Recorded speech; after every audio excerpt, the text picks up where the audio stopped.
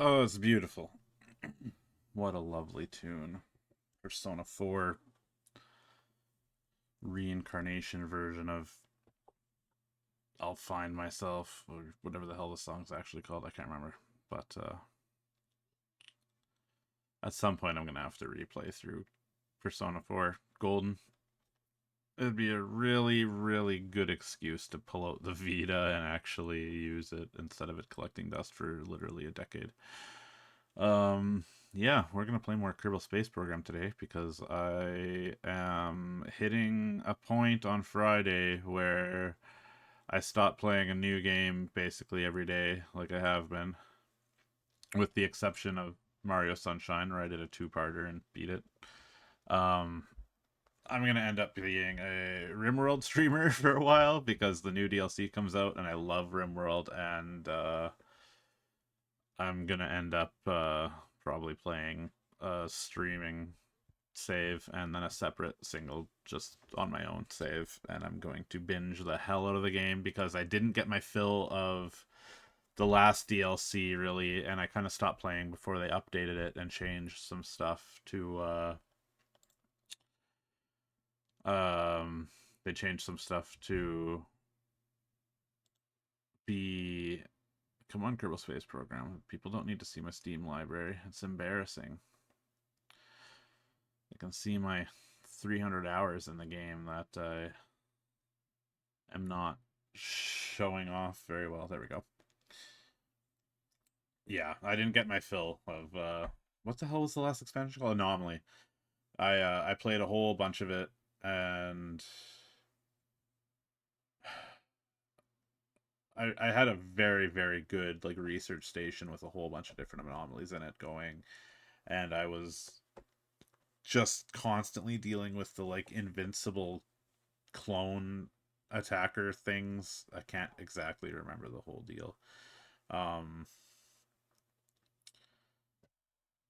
but I got a fair bit going on, but I kind of burnt out because I had like recently beaten the royalty ending, which wound up being a lot easier than I had anticipated. I bunkered down, and they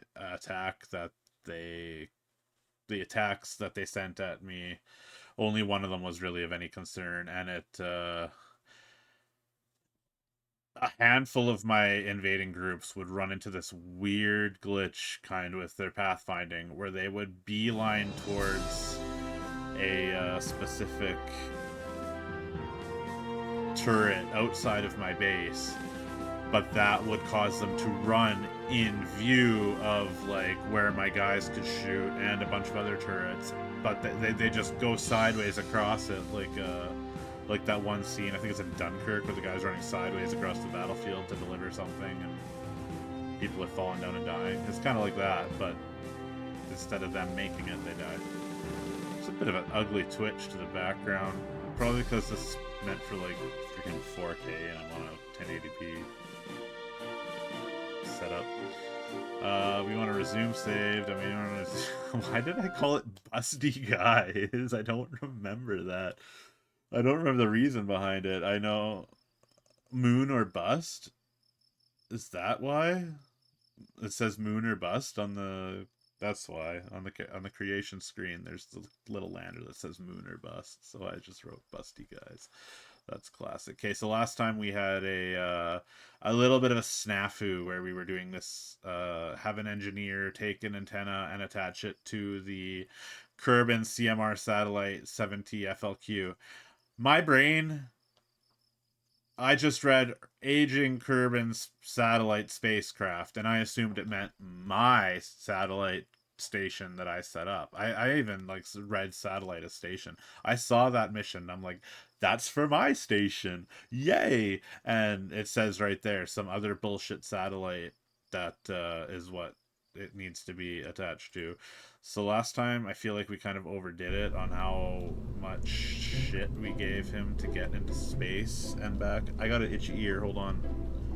I can't hear. Oh, no, well, no, I can hear myself way better now because I don't have the noise canceling.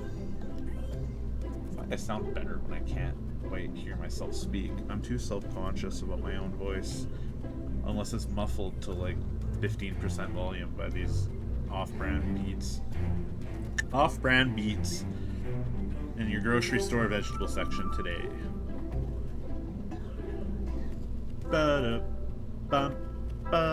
Okay, so we'll send up a normal command pod. We'll give it the standard. Oh, again, I am not used to the modded visuals on these parts, so I look at this and I don't see the Mark 16 parachute on there. I just see a nose cone, but that's the Mark 16 parachute, designed to be aerodynamic like a nose cone. Yes. We're going to have a detachment on TD18, TD12. We are a size 12 capsule. And this is going to have a RCS. Too big. Too small. Just right. An RCS tank on it. That is going to bore them. Be a little command block, and this will let this craft boost itself around without the need of an actual booster. Now for our primary engine, we'll get a big old this, and we'll stick a I always regret putting the Terrier on. I feel it's light and it works. 60 kilonewtons. It's just not nearly as powerful as the other ones. I think the way we're gonna set this up though, it'll be fine. This thing's gonna get up into space real fast, real quick. We are going to attach 4 big motherfucker boosters on here. Not the big, but big. And then we're gonna zoom this shit out. We're gonna move this guy up, zoom it again. We're gonna use the move tool to drag this down on its attachment point. And then we are going to auto strut. Oh, we can't auto strut in move mode. We need to be in place mode. Auto strut. So automatically attach to each other. That'll keep them rigid. I like that idea. And then an advanced nose cone type A. Yeah, there we go.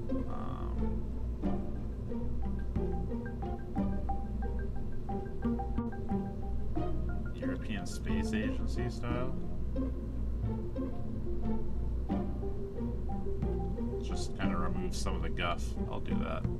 And these, I think I'm going to drop down to 60% thrust. I think that'll be fine for them. We will need to steer in the air, so we want the built-in aileron winglets like that. That'll let us steer when we're flying in the atmosphere. I'll activate that when those detach, and then we'll just keep everything the same. Now, I forgot a step. We want to take the lid off and put on a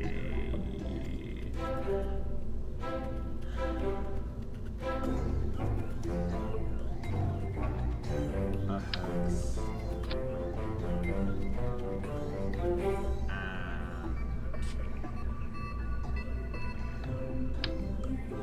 Battery and some solar panels to try and keep that happy. Now we put the lid back on, and now in the pilot seat, we're not going to have a pilot, we're going to have the engineer we need, Mr. Billiam. And Billiam here is going to need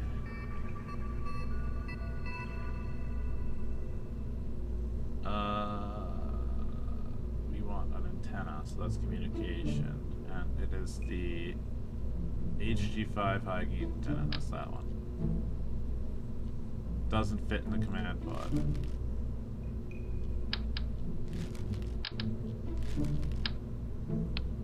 Doesn't fit in there either. We need a cargo thing, so Bill need to attach a cargo thing to here. Bill needs a jetpack. I shouldn't have taken that away from him. He doesn't really need the parachute, but he does need the jetpack. Parachute just in case. It has come in handy before.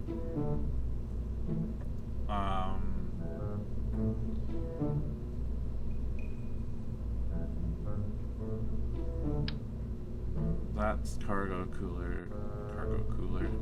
unit attaches just on the outside. But I don't think I want that.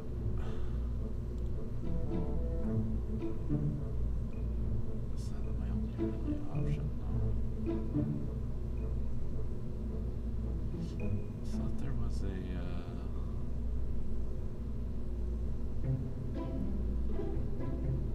experiment storage unit maybe is what I'm thinking. Oh no, they do have upper and bottom attachment points like that, but I'm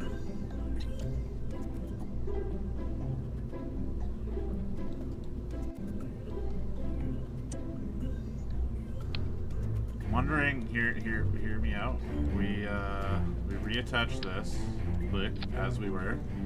We take this off. We put this. Hold on. TD. TS06 separator.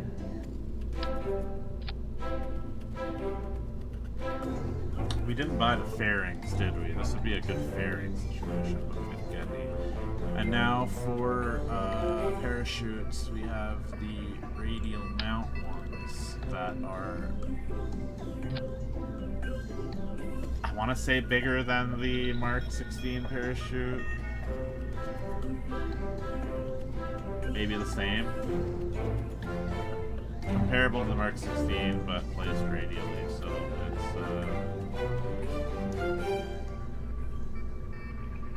no,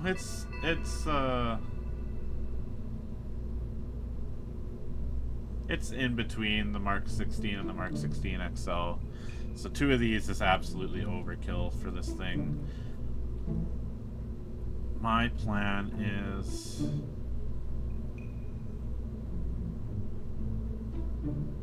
what is going on here? Okay. This one needs to be on its own. This one needs to be like that. But we need the probe core. We can't,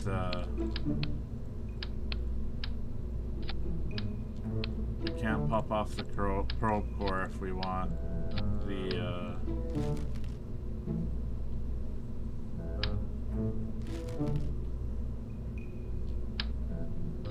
we can't pop off the probe core if we want to be able to fully steer the ship in every way we like. I don't remember exactly how much control a non-pilot has over a ship, but I don't think it's a lot, if any. Okay, both of those detach, and then later on we pop our parachutes.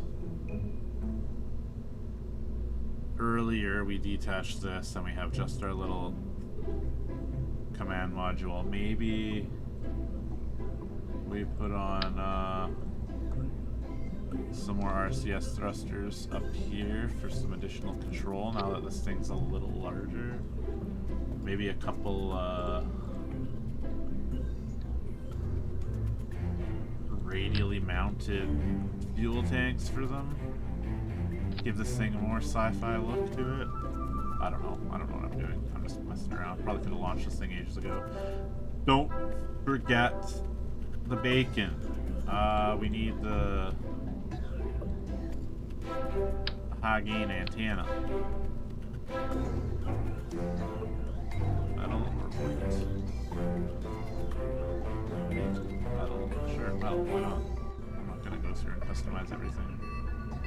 Mostly because not everything can be customized. If every part had like a dark and like an orange option, I'd be pretty happy with that.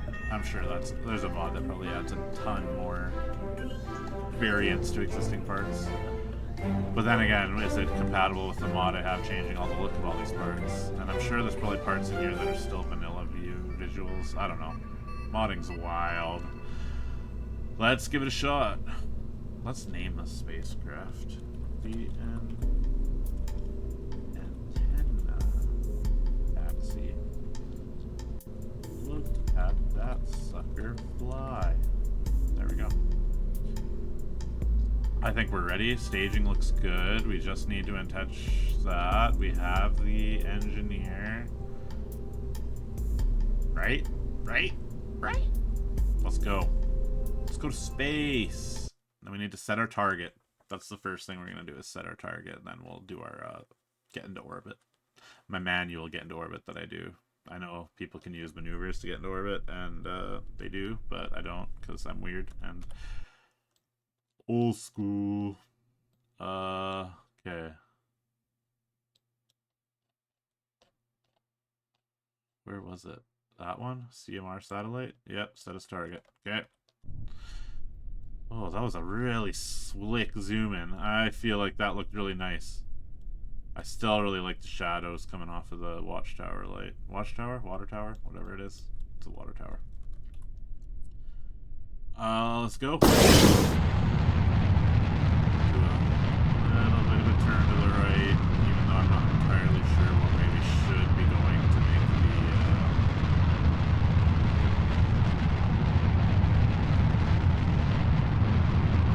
the ship go up to that satellite. I don't know what kind of orbit, like the moon's on a 90-degree around Kerbin, but I wasn't paying attention. It's a satellite just like opposite of that, or like at a diagonal. We're going at a bit of a diagonal now. We're getting closer to 135 than 90. I'm worried the ship's gonna want to flip, even with the pins.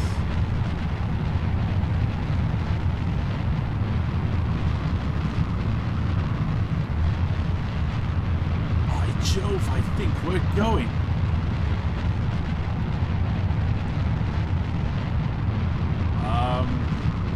That was a really just straightforward launch, I feel.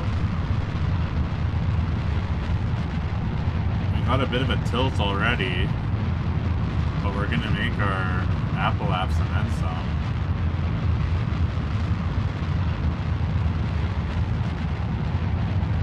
I just instructed the remote probe to just try and keep the ship facing in the direction it's traveling. Now that it's switched from surface to orbit, it kind of turned away from the way the atmosphere wants it to. Okay, here we go.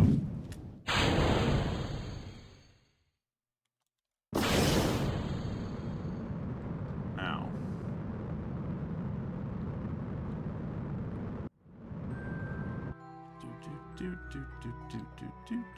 Okay, we're at a really wonky orbit, so it's kind of hard to tell.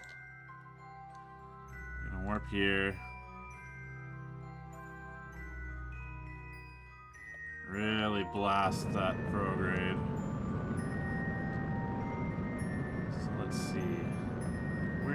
Oh my god, we're almost exactly like off. Well, not off. I don't know. We're off. We're off by a ways, I guess would be the simple way to say it. It's fine though. What we're gonna do is use this little rocket and all of our RCS boosty fuel to get there and get home without a hitch. Right. Our increasing speed is looking good. We should have plenty of delta V. This how many meters per second we can change our speed by. Delta is a math term meaning like change in V meaning velocity, so delta V is we have enough fuel to change our velocity a certain amount.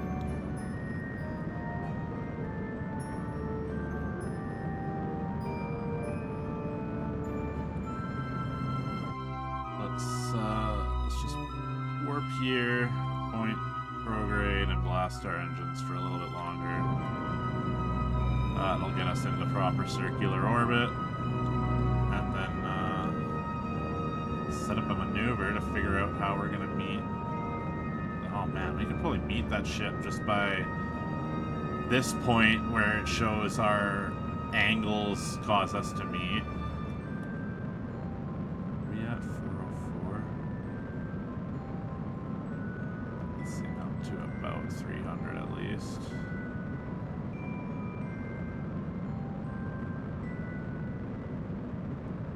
Good enough. Okay, so let's make a maneuver right here.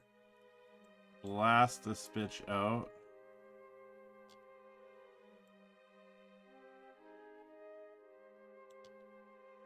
Only takes a little bit to affect where you're going at a certain point. Okay, that's telling us we're going to be way behind where it's supposed to be. So we'll adjust how fast we want to go.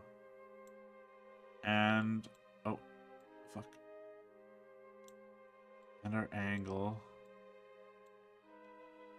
Until we're pretty fucking close to it.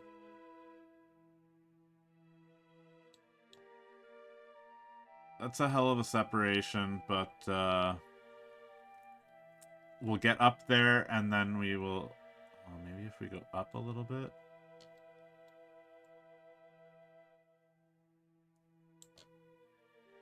Yeah, that helped. Sure, we'll do that. Okay, so we'll warp to our next maneuver. Get ourselves lined up on the target, which is the arrows pointing to the target on the nav. Well, it's very kind to show you where you need to be pointing, because there's no, like, every like, this is your forward, it'll also have a responding backwards. This is your up, it'll have a responding down. This is towards your target, it'll have a responding away from your target. The target for your maneuver only has the target for the maneuver, no reverse target, so you can't see where it is from the back. So it gives you that little arrow.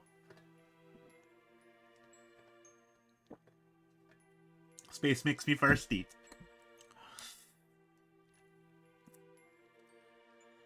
Yum yum. Okay, I just need to switch a window, so bear with me.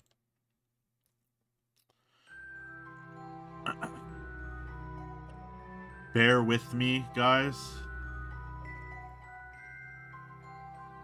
Bear holding me hostage, forcing me to play Kerbal Space Program. I mean, stick with me here.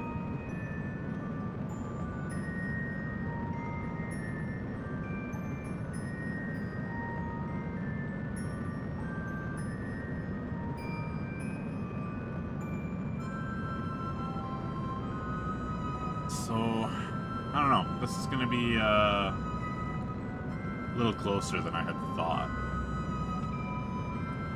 I think we'll be able to get up there, make our fixes, and then get back to Kerbin. God, Kerbal, P-O-L, is the sun in the system. Kerbin is Earth. Kerbals, P-A-L, are the little dudes. Kerbal is like human, as the way you would say it's a human settlement. It's a Kerbal settlement. I just need to get that shit wrapped around my brain. I keep saying the wrong word for the planet. Whoa. Okay, I was just panicking because I saw interaction with the moon there that I wasn't anticipating.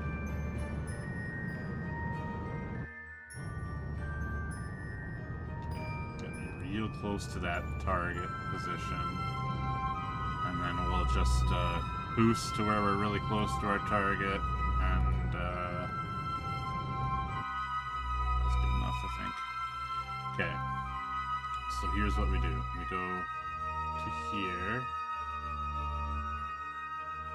change to our target, go retrograde, and try and slow ourselves down while also pushing. So if I boost here, it's gonna move us kinda sideways, we'll say, and that'll make our forward motion shift to the side. And since we're looking at the back, it goes away from the way we're boosting.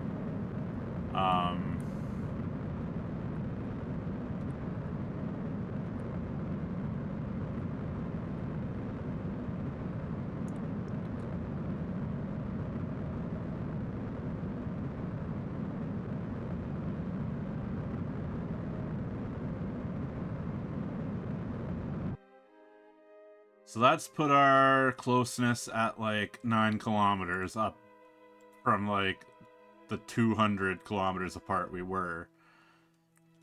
So now we'll get nice and close, and then we'll adjust again to make sure we're not going too fast. Actually, what we'll do is we'll really slow down in comparison to it. And we'll massage it in the right direction as we do so. And we're gonna have just enough fuel to do this, aren't we?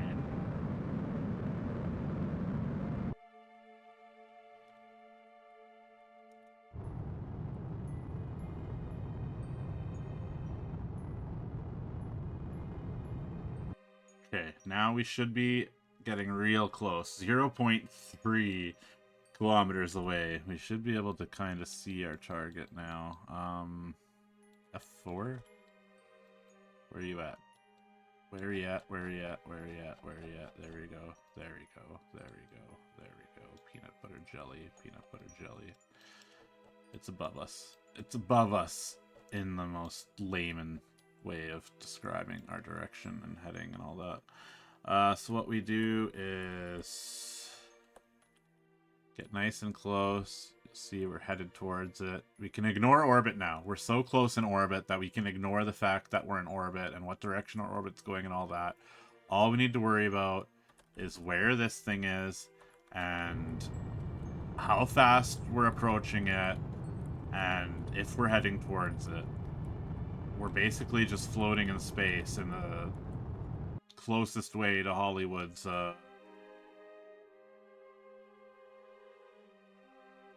interpretation of it. Did you ever see Elysium? I think it was Elysium, where the like spacecraft space station was like way too low for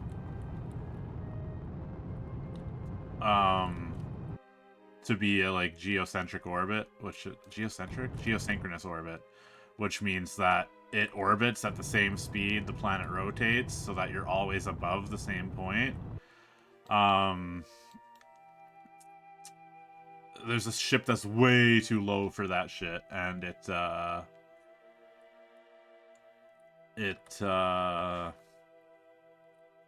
gonna detach my thing now.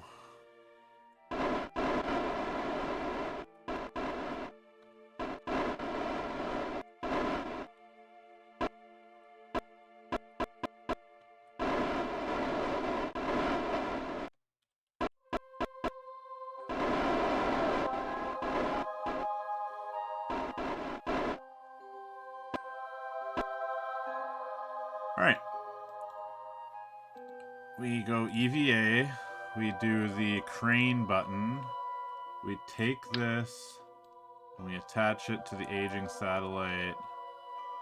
Where? Maybe... Oh god, it doesn't have any good places it can go, does it?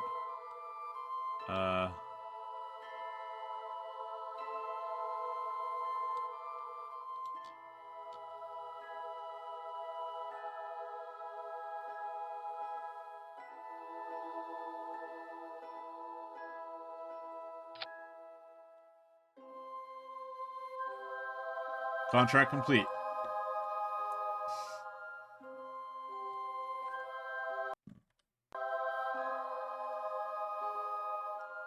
Okay, beat aboard. That turns off our,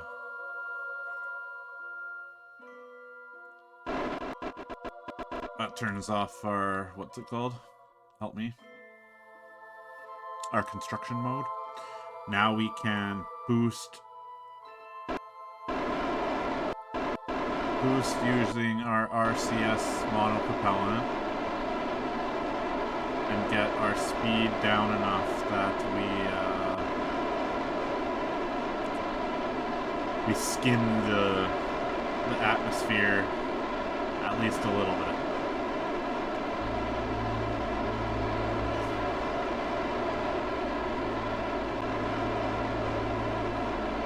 Hopefully without hitting the moon and flinging ourselves into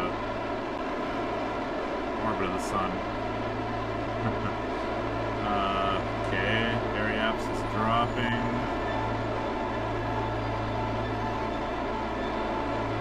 A few megameters, which is 1,000 kilometers a megameter. We don't use that. We don't use metric quite as much as we do for computers. Kilobyte, megabyte, all that stuff. It gets used a lot for data, but not for measuring distance. We kind of stop at the kilometer mark and we say like 400,000 kilometers rather than 400 megameters. Okay, we used up a good chunk of our monopropellant, but we have left over. Our periapse is now at 50 kilometers, which is plenty low to,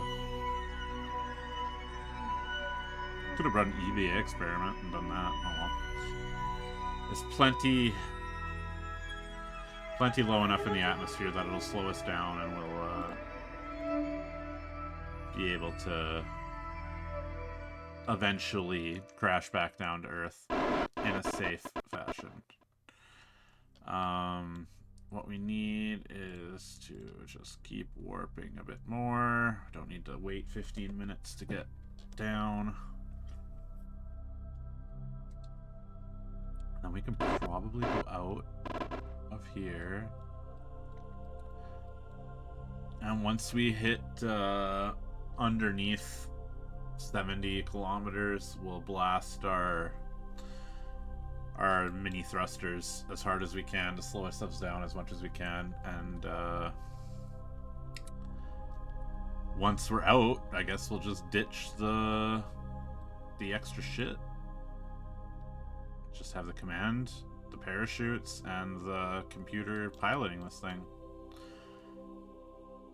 But we need to get down to 70k first, and it will automatically slow us down once we get there because it doesn't like fast in atmosphere. This is really pissing in an ocean. We're going way too fast for this to really matter that much. But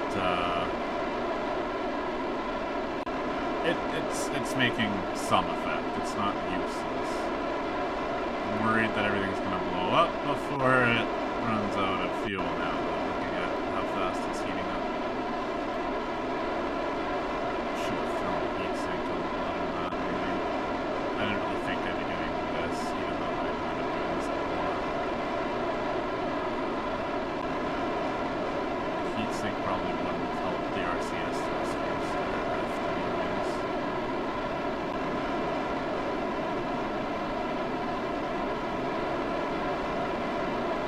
We'll turn sideways and detach once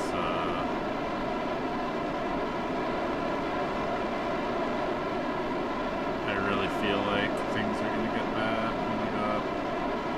I don't know, maybe we should just detach now before shit blows up. Or we just let those RCS thrusters explode on the edge. I don't know what to do. I think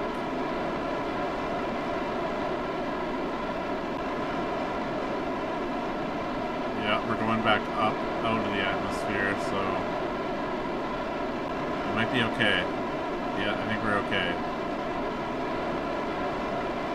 The combination of slowing down and losing atmosphere is, there we go. Okay, so what's our... Once we get up here, we'll ditch the rest of this crap. Or at least up out of the atmosphere, anyways.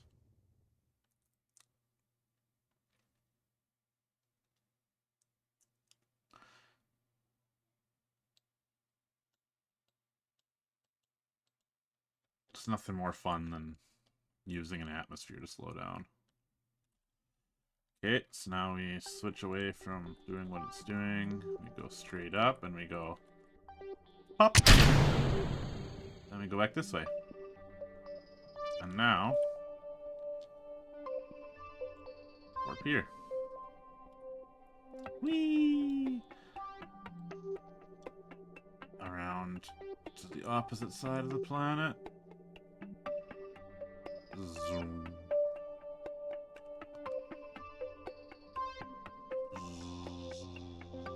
Zoom.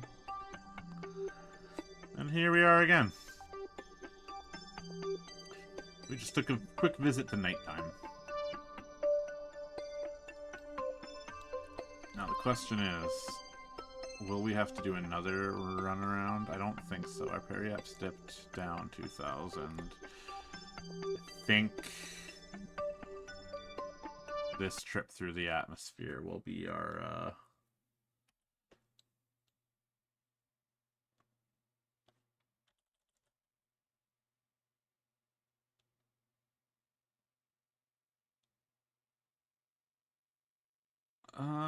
no, it's gonna take a couple. Unless the rate at which this goes down really picks up. Then it might. We're not even at the periaps, and we lost a fifth of it, so you know what? We actually might be okay. This might be the trip.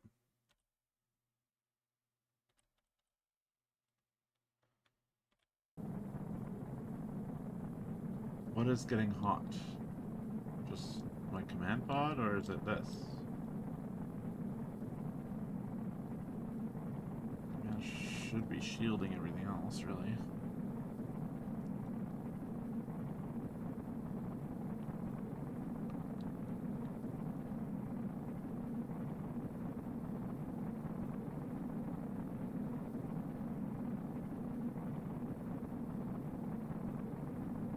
Descending quite as fast as we were. No, now we are. Yeah, that was the tipping point. There we go. Literally, when it comes to this game's camera.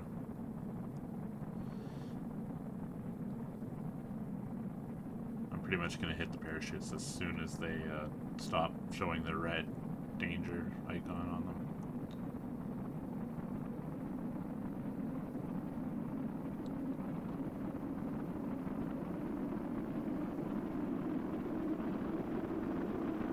Two other bits and bobs that are still floating around.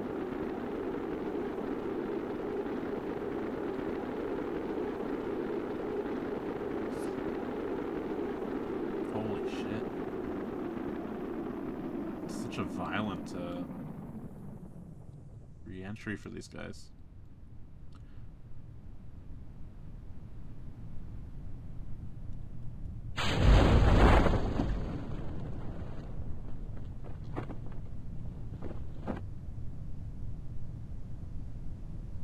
Rock and wobble as much as it wants to.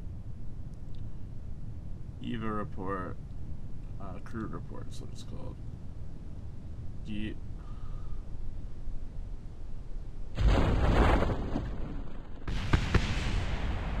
Boom, boom, boom. Surprised to let stuff live through the re-entry. I thought it would have burned up. I don't know how the physics handles that. It might not really bother about that after a certain distance or speed or something. It's already been 45 minutes. This game's fantastic for making time fly. I feel like I just spent 10 minutes of piddling around. Oh no! Okay, so we got a little bit of science for oh, that's the one for Jesus Christ, it almost blew ourselves up. Time warp. Anyways, that's the one for doing the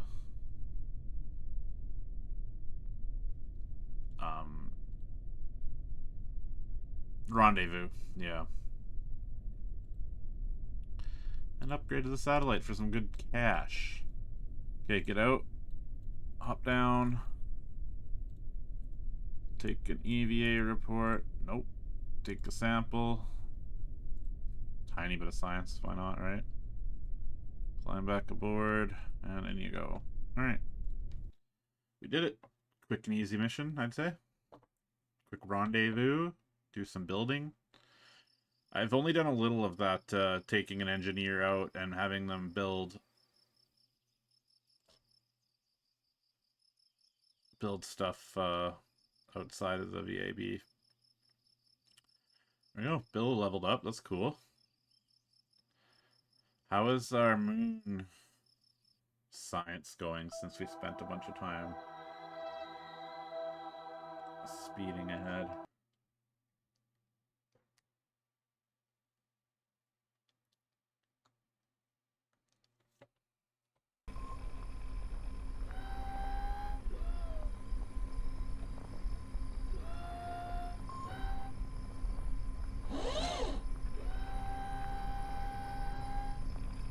Science completed, 11%.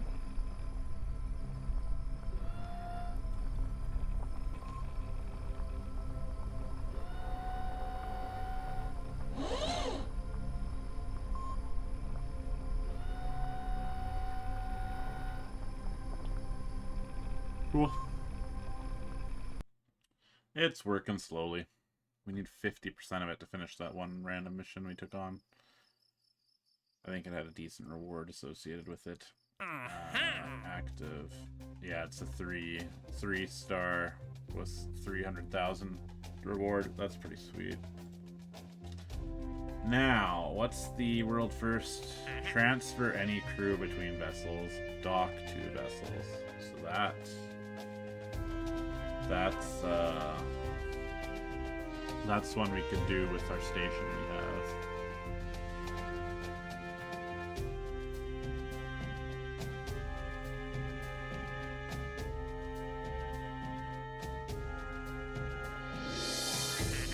People who want to land on the moon for a pittance. Look at that. Look at how little money that they're paying compared to, like, just hauling something into a suborbital trajectory. It's crazy. Go up to 100,000 meters just with this engine with you. Get paid 140k. Do we do this just because of spite?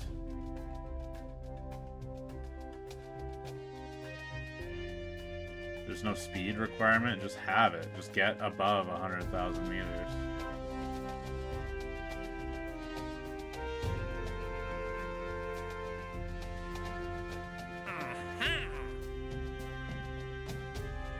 And we'll take the one for upgrading our space station. Okay, so what we needed was the twin bore engine.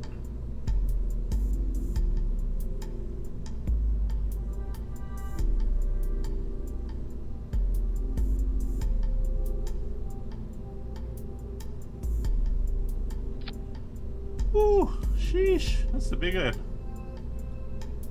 Okay, so that's fine. We're just gonna haul it, right? I hit caps lock or something. I don't know what I did.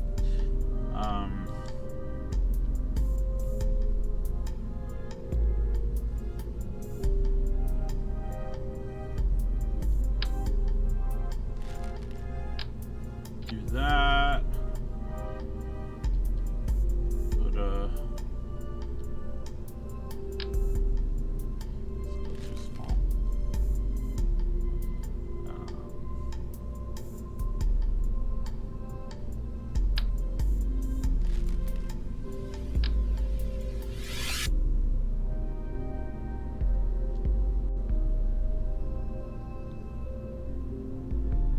Put get away with just sending this up there.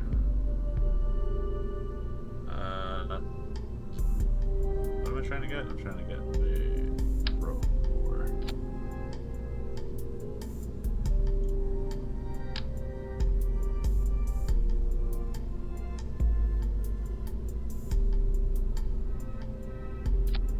It's not going up that high, but just to be safe, right? Just to be safe.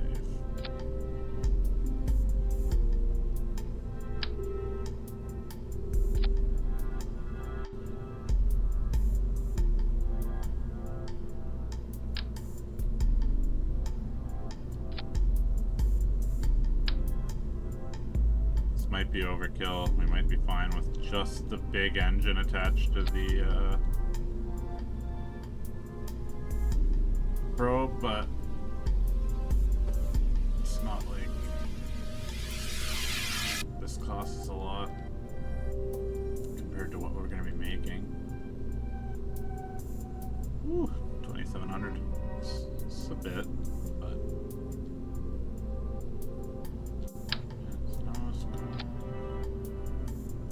and then auto strut, and all of these attach or go off at the same time, and we should probably have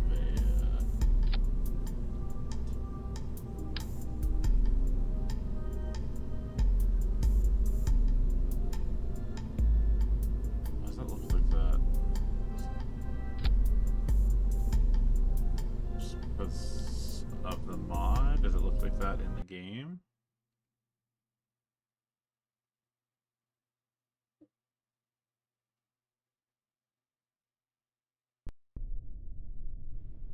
Okay, no, it's just not drawing it in the vehicle assembly building.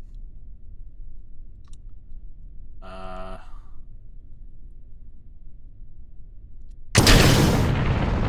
we're going up.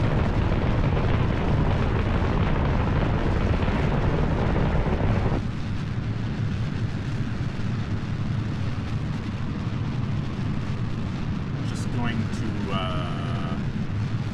let the boosters do their thing. I have a feeling this thing's going to start tipping any minute.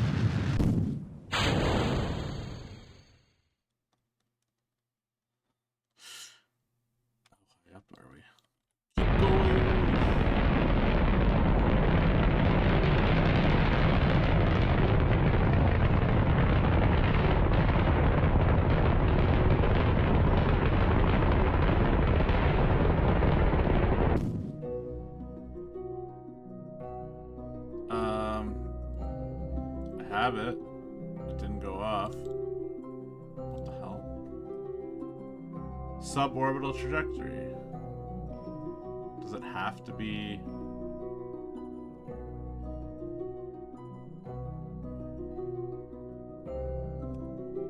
What the hell would you call this trajectory? Oh, I'm on an escape trajectory. Oops.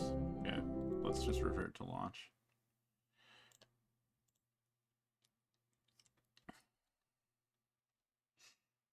Hee.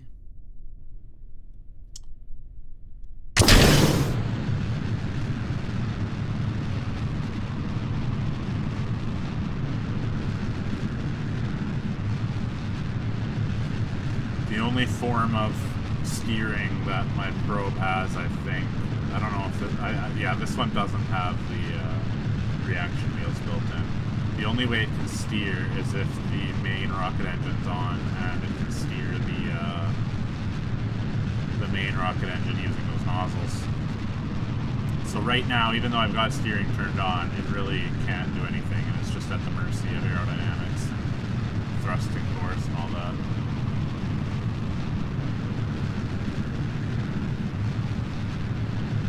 It starts looking like it's going on a womp. I'll just crank up the main engine. It's fine. Crank them out.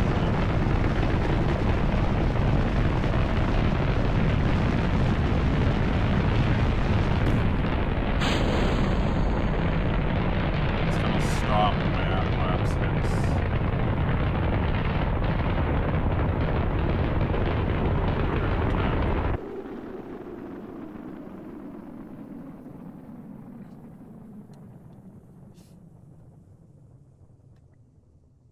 Pretty big expensive rocket just to send that big expensive rocket up into space. Well, I guess that's all SpaceX does a lot of the time. Testing before actually sending up loads on it.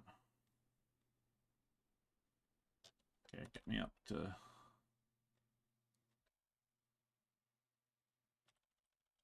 Okay, now get me up to... There we go, contract complete.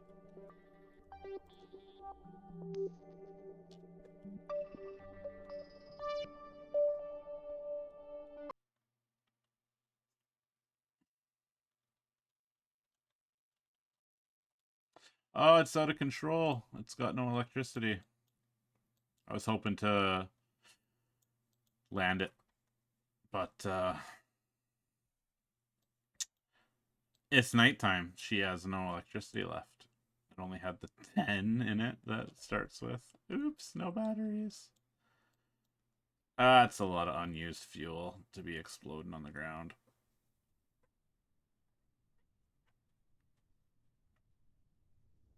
And no chance of getting any electricity in this thing.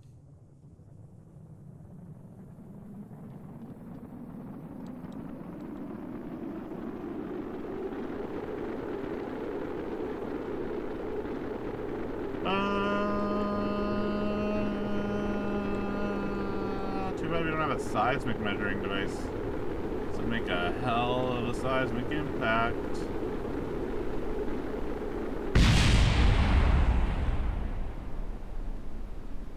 There's a lot of fuel in that thing. That should have been a much larger explosion.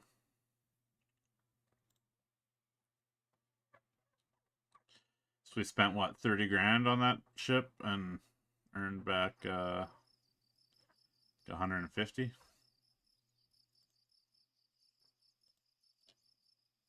120, so yeah. Recover. Forgot clicking on the launch pad does that. Oh, a follower. Doing bad science stuff, yeah. Oh, that's much louder than I had anticipated it to be. I'm gonna have to turn down that that alert sound just a hair. Ooh, noisy. Okay, let's see. New random satellite. Build a new orbital station around Minmus 5. Kerbals. Docking port. Power. That's tempting.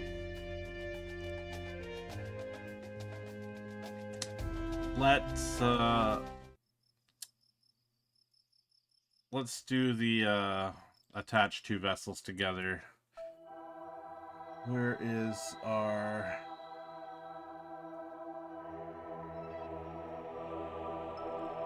Is it this one?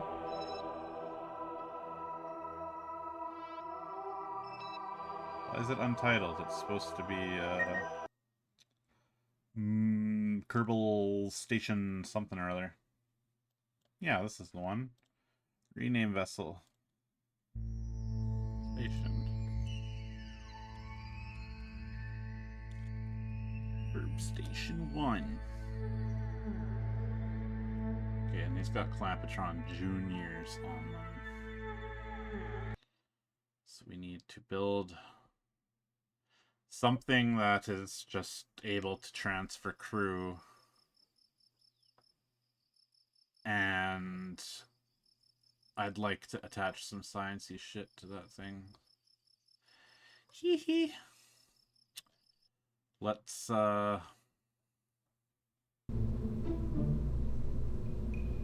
consider the following. So first of all, we're gonna actually have to not be in here. We're gonna have to hire somebody to go be on the station.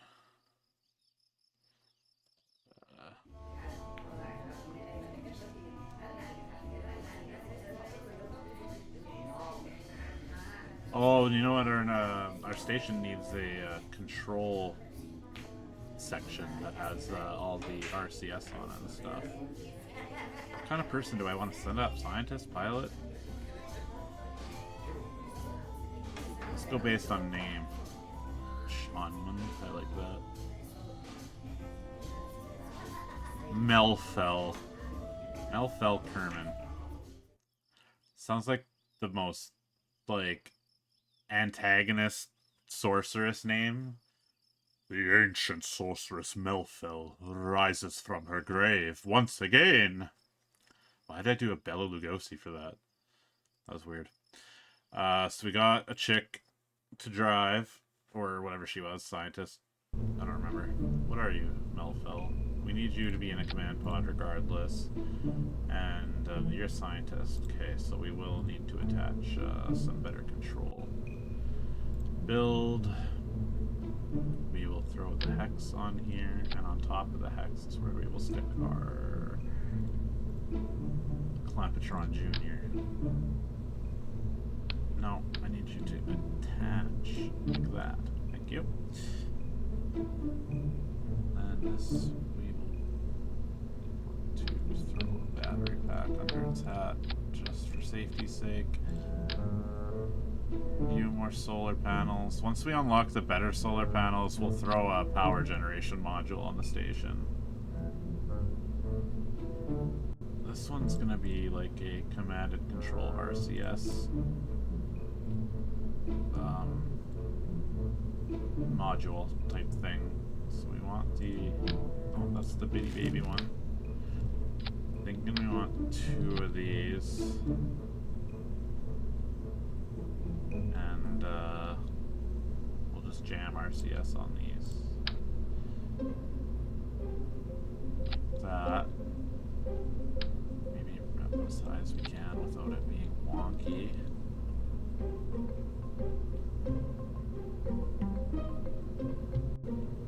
And do we want to put linear ones for like extra oomph?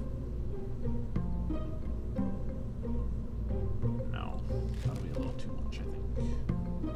So let's just...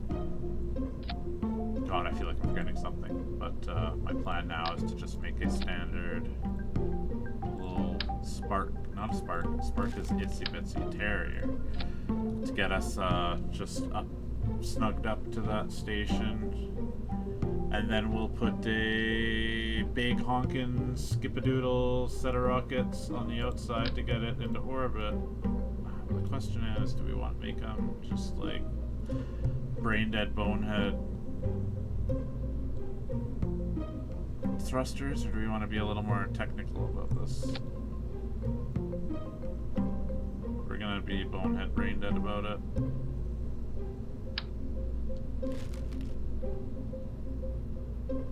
$6,000 versus 850.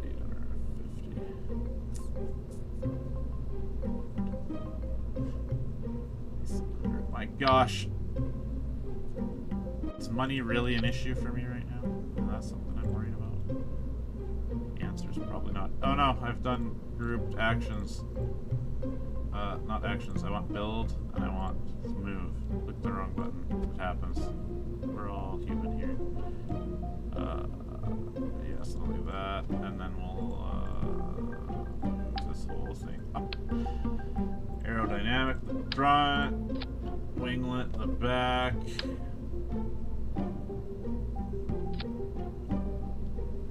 Auto strut, each other. I don't know. I feel like I got a lot further than this same, like, with the same design when I needed to go to that satellite, basically, right? What am I missing, though?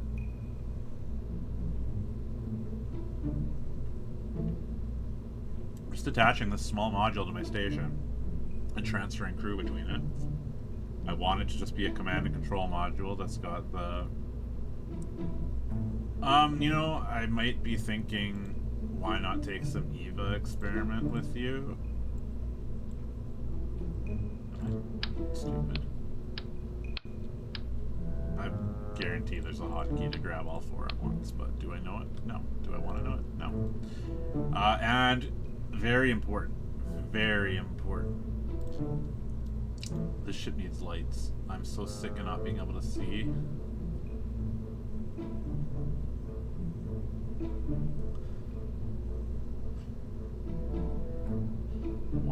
.2 a minute, 0.3 a minute, 2.4, 1.2.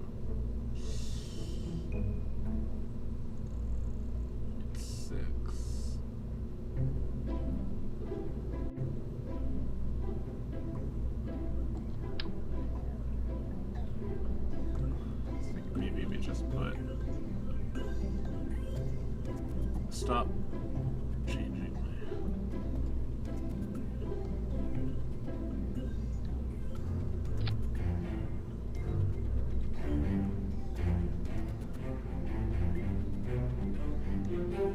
I would put more docks, clamping ports, whatever you want to call them.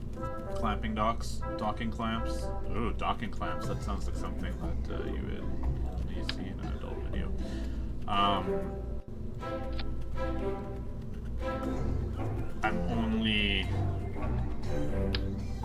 I only have the little ones unlocked, so I'm gonna wait until I've got bigger ones before I try and make like more advanced station thing.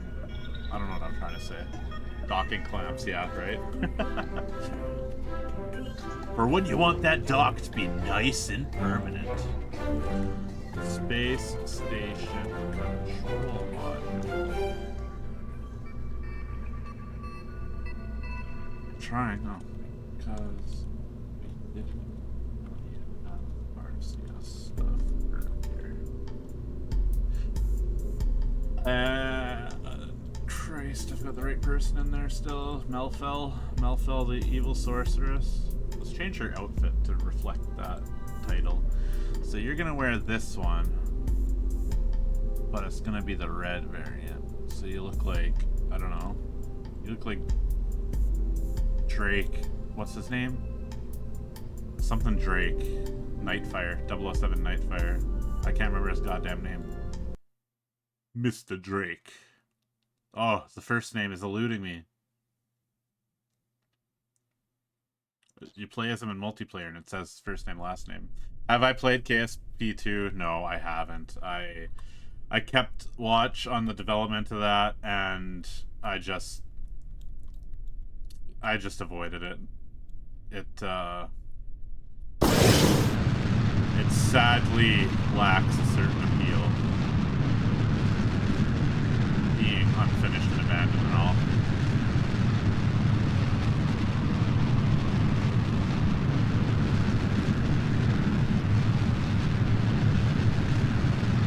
You ain't missing anything? Yeah, I like the joke. Too bad Kerbal Space Program never got a sequel. Because it might as well not have. I feel like I'm not quite gonna make it with this rocket. No, yes I am. I'm stupid. Shut up. Don't listen to me. Calm down. Probably could have stuck these thrusters at like 60%. I didn't need to have 4 at max thrust. Pushing me through the atmosphere so fast, my shit's heating up. That's not a requirement.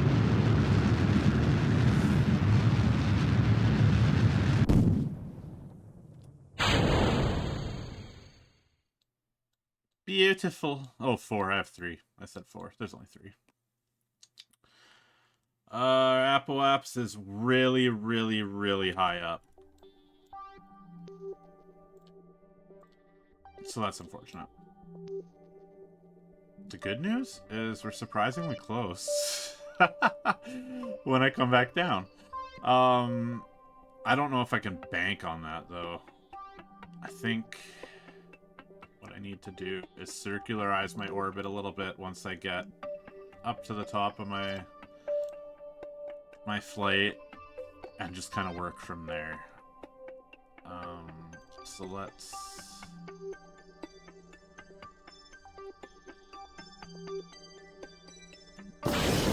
turn on our thrusters here. That's increasing our separation from the other ship at this intersect point, but I'd like to get into more of an orbit before I try and link up with it, need it or keep it.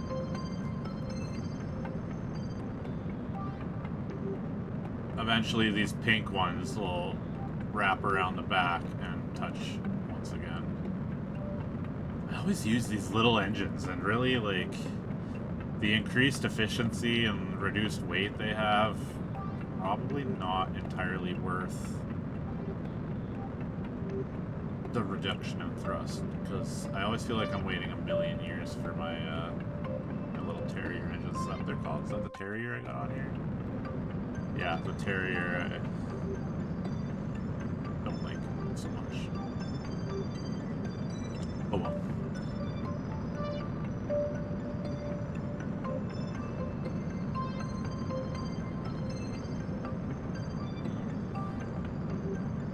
Let's just cut the engine for a sec. Move a little further ahead. Switch to pointing prograde. And start speeding up again. So yeah, you can see the pink ones are slowly crawling to the other side, and I think we'll try and line those up if we happen to be able to line up anything at all. And there's a chance we'll have to use up a bunch of RCS fuel to get to the station, kind of making the RCS fuel-filled control module not exactly as useful as it was. But so be it.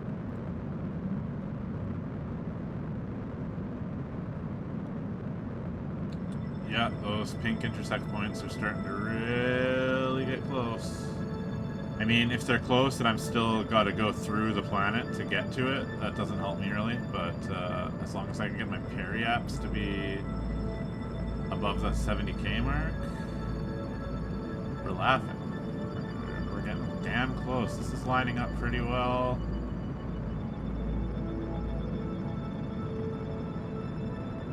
Almost. We're actually closer at the first intersect than we are at the second. Oh my god, did it just change?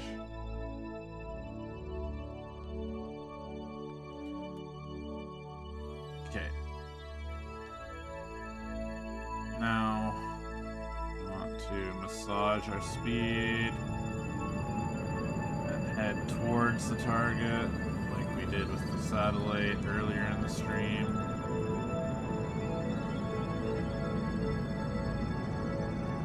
Where you boost on your nav ball kind of causes the reverse heading to flee from where you're boosting. Separation 0.8 kilometers. That's awesome. So then we can slow right down once we get to that point and work on getting real close. And we got lots of fuel, which will probably just attach it to the station along with everything else. There's really no reason not to. We gotta massage this again while we're slowing down.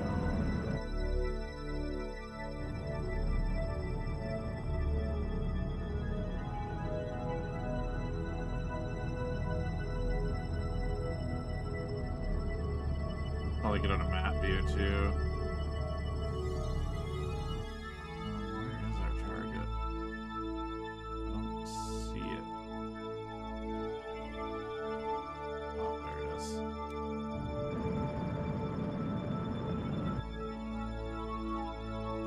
I'm gonna head towards the target. Wait for ourselves to be doing that. All the while flinging ourselves around Kerbin at insanely low orbit.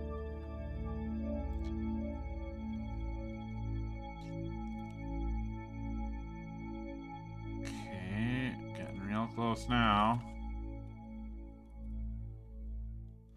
Slow this bitch down again.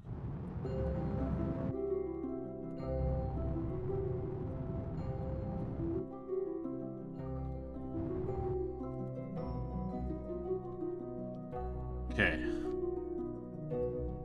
Now we RCS ourselves into this thing. I don't remember how to dock. I haven't done it in so long. Docking mode.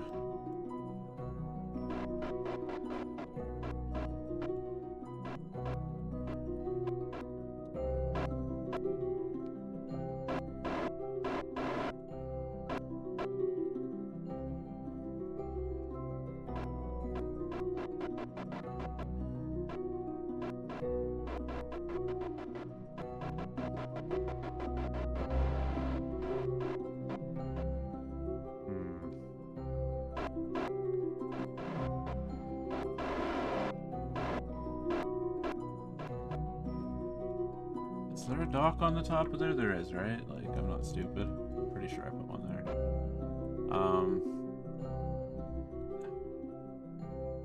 Genuinely don't recall the best way to do this. I swear there's like a camera that you can set up to make this less shit.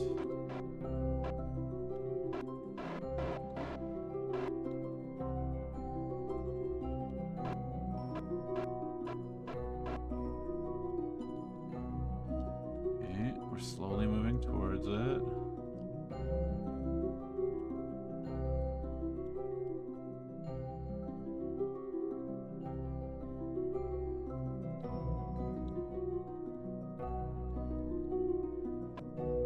Bump.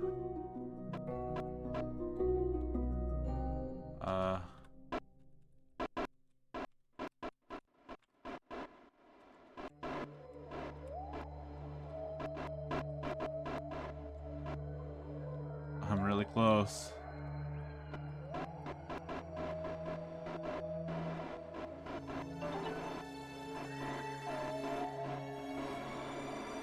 E.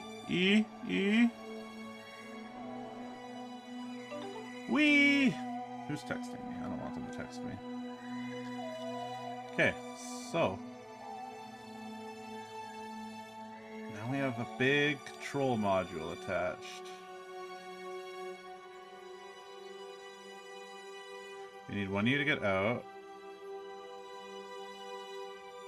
And then we need to switch to the craft. We need to transfer crew. Transfer to here.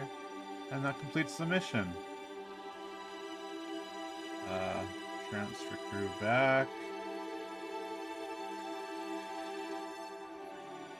Here. Oh wait, no. Ah, yeah, you can hang out in there so you can easily get out at any point. And then you get in. There we go.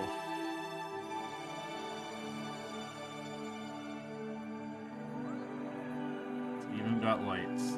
Oh, which I covered up with batteries. Whoops. Teehee. Yeah. That's another mission complete.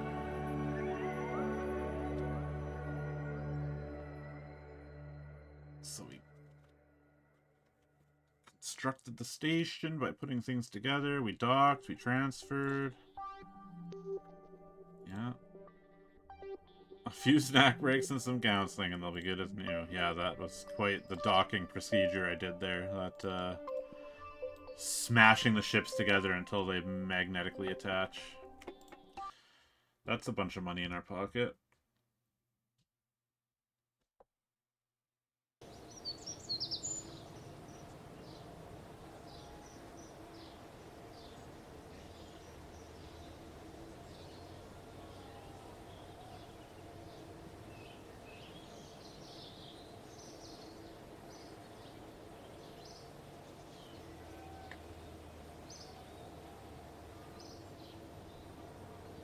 Alright.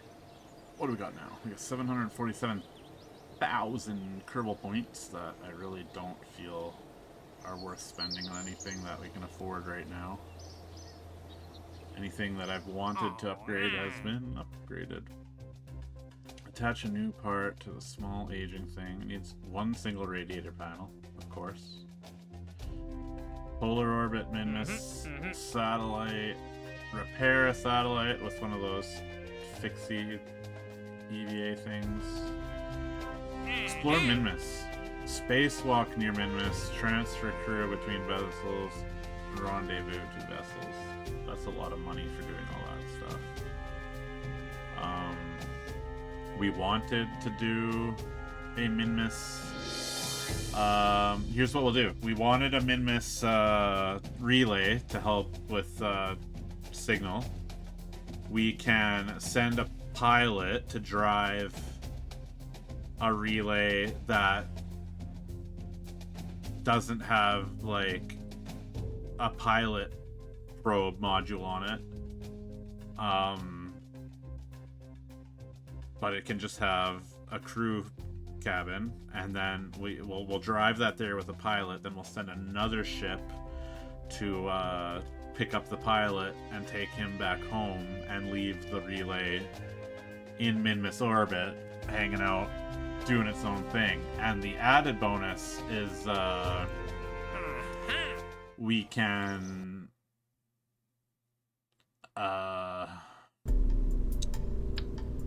spend a lot of time fast forwarding, which will help with that moon science we got going on. Just do a standard Mark 1 command pod, and we're going to build the relay around this. So it's going to have relay antenna like that on top.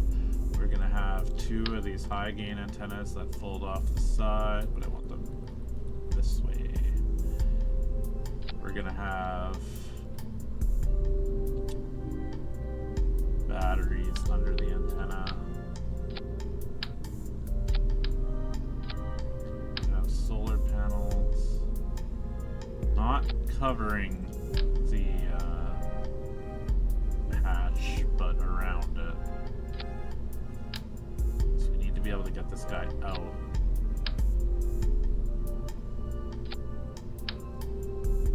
Something like that.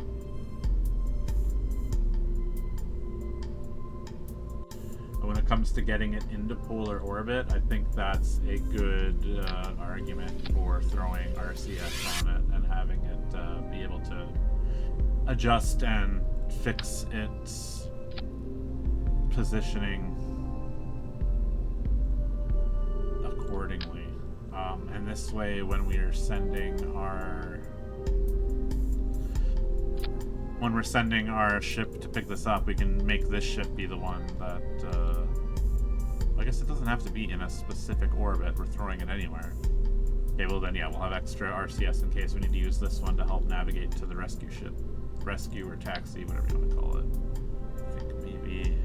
No, we better have it right there. This will be a Jeb and Valentina mission. Jeb will be the one to do the first ship. Valentina will be the rescue ship. It'll be good, it'll be good, it'll be good. We will throw... We do have payload protective shells now. I thought we didn't yet. Well, those are cool as shit, and I might have to... Oh, I totally missed this payload section.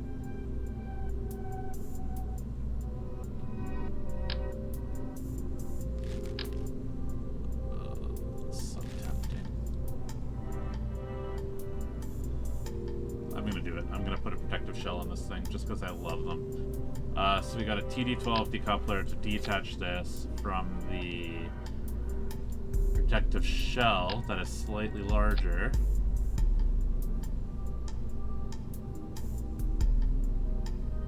It goes straight up. Like that.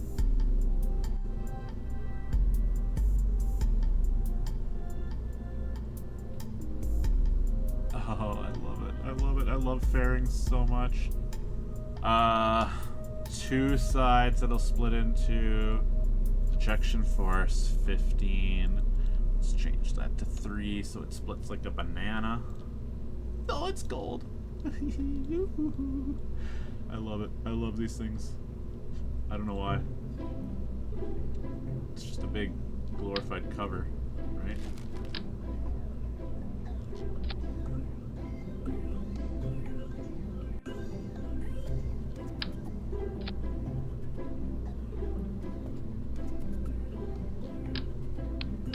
That's too big, right? Yeah.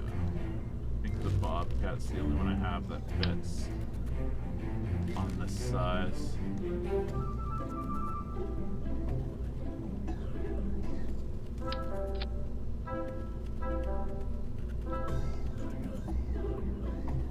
Okay. So far, so good.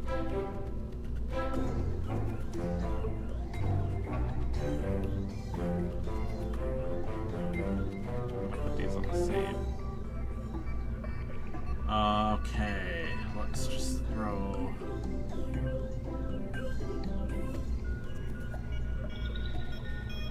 some of the big suckers on here.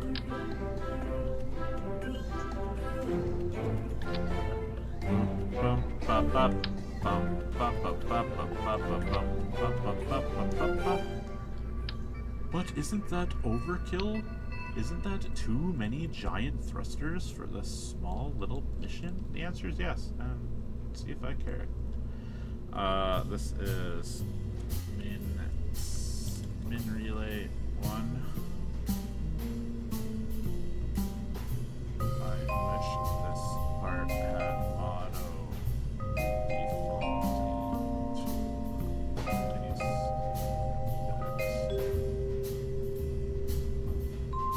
this part meaning the description. This section.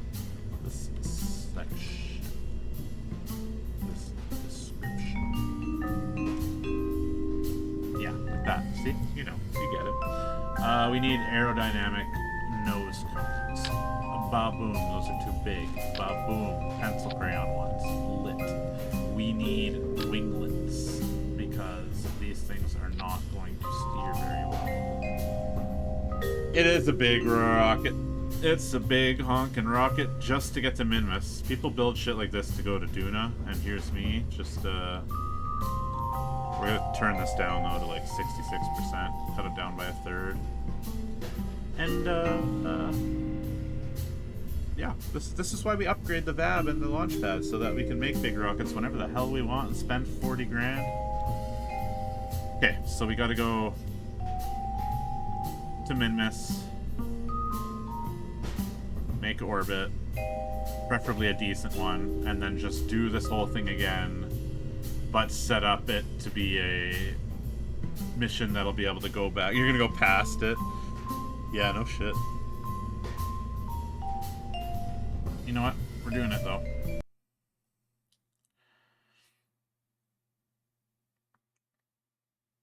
How much delta V is that? It's, let's see. Sitting here in atmosphere on the launch pad, it says 5,500 meters per second square. So, you know, just a little. Just a little. Not a lot, just a little. I really wish I had staged that differently, but you know what? Who gives a shit? We're gonna bank on everything working out. Oh, I didn't auto-strut my big boosters. Danger. Big boosters were not auto-strutted. They're doing the wiggle dance. Da-da-da-da-da-da. They're gonna smash. God, it's so wacky. Ooh, ooh.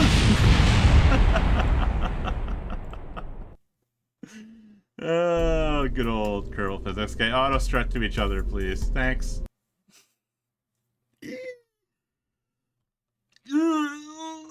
They were doing the, like, 4D Tesseract shit. Okay, okay. That didn't happen. Nobody saw it. So away we go. We're still at, like, 66% house, right? Seems like it. It's not doing the insane levels of boost that it could be.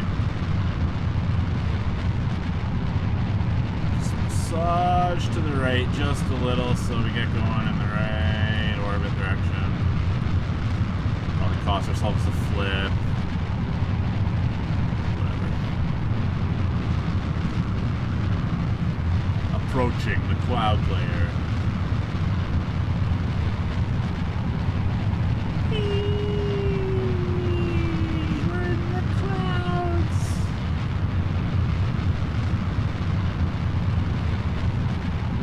Kids always think that being in a cloud would be like being in an impenetrable wall of like bathtub bubbles, but vapor instead of bubbles.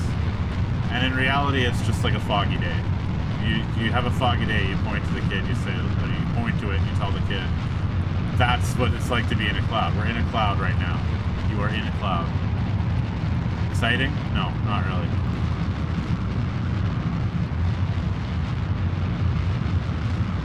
Stop being lefting. Right-a-roo yourself, you big old pencil crayon cluster. Imagine the pilot's face when the rockets are like, wah, wah, wah, wah, wah. They're like, oh!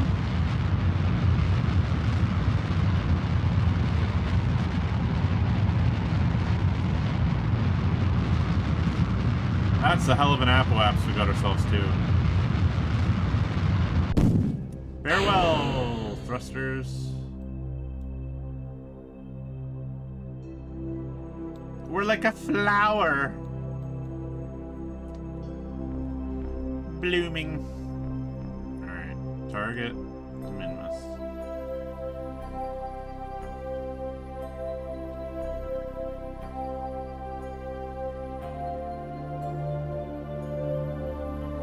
Goodbye, flower pieces. I'll miss you.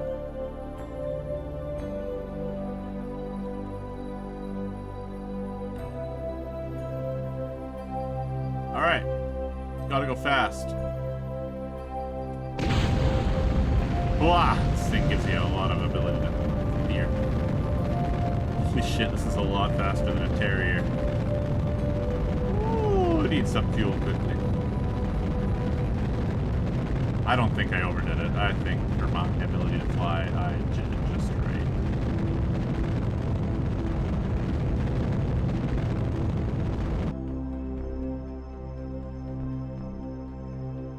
You never get sick of this view? Me neither. I could put...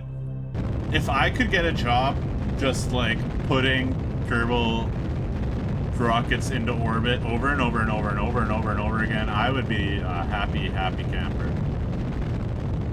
So, donate to my not-yet-existent Patreon. Keep it going. Okay, we'll try here. Put a maneuver down. Stand this bitch out. Crank it this way a little. This way a bit more. A bit different. Good enough.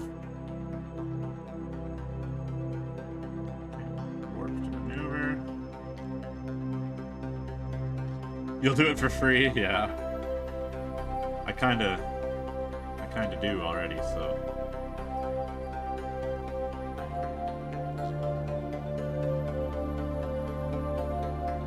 Alright. Let's rock and roll in a few seconds. Just start our burn at the proper time. Maximize our fuel efficiency.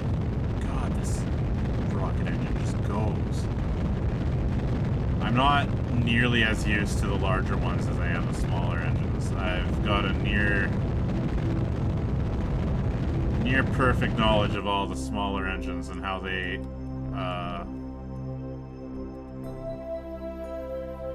compare to each other and stuff, but these bigger ones I got really no... Okay, I can unset the target. I really don't need it anymore. We need... there so I can zoom in and see my trajectory a little better rather than being all the way over here with loops. 555 meters per second should be enough to get me... Oh, no wonder I barely caught Minmus. I'm way above it. Let's cancel for a sec now that I can see the periapse and warp straight to there. All the science flowing in on the moon is making me not upset about sitting and waiting for time warp.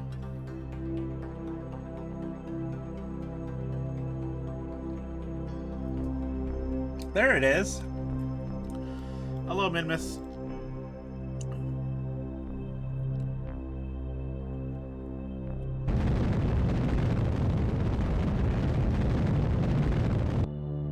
Okay.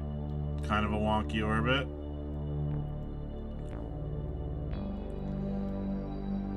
Maybe, oh, look who leveled up! You can tell them to go up and down and laterally instead of just forward and back. Apoapse, 2.1 million. Periapse, we'll get to about there. Oh, I'm going that way around, right? Okay, warp me to there. I just want to circularize the orbit just a little. What we should do is probably open up our antennas too while we're doing all this. Trapped, circling around Minmus like a Halloween. Okay. Perfect. Hurry up, oh, there. Oh no! We're too high up. Can't circularize this orbit because that's too much. Maybe we should shrink it down just a bit. Go here and shrink it down to 1 million instead of 2 million meters. Maybe. Just so we don't get flung off out of Minmus orbit. I breathed in. I just breathed in. Help. Water in lung. 1.2. There. Flipped. Now, open up our fairing. Oh. Deploy fairing. Poof.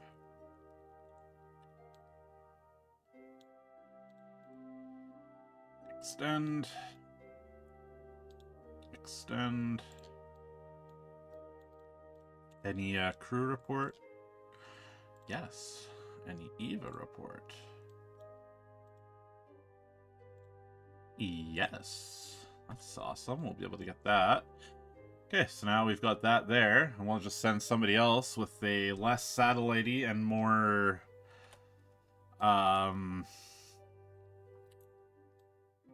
return trippy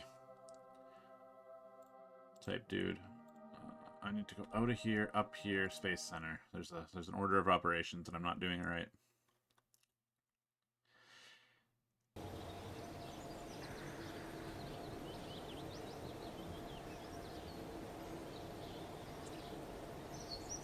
All right. I am going to detach this, scrap this, get a normal ship built quick, Mark 1 parachute,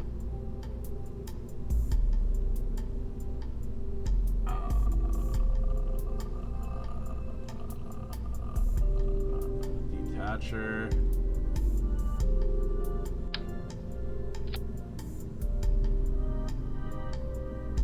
and I guess a adapter for the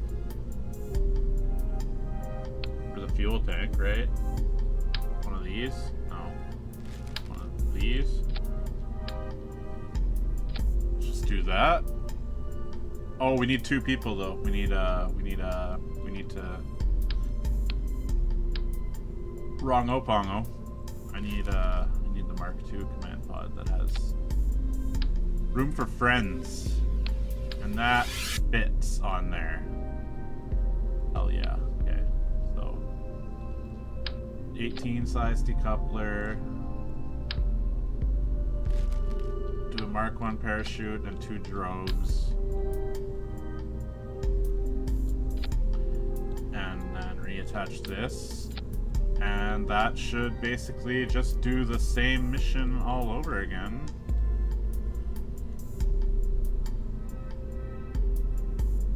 I don't need any monoprop. I'm gonna, for the first time, streaming. Oh, does this have monoprop? Oh.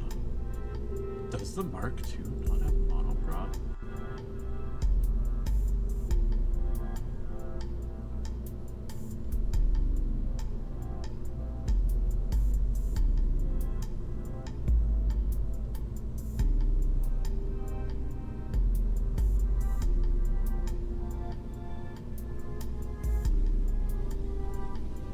Come on, stupid thing.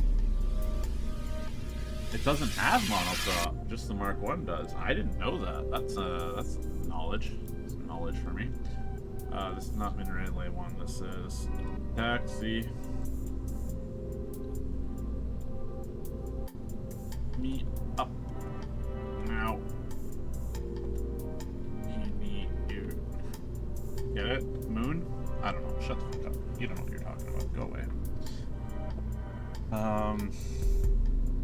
This detachment needs to be separate from everything else. Good God. And the drogue chutes need to be separate from the main chutes. That's a winning mission right there.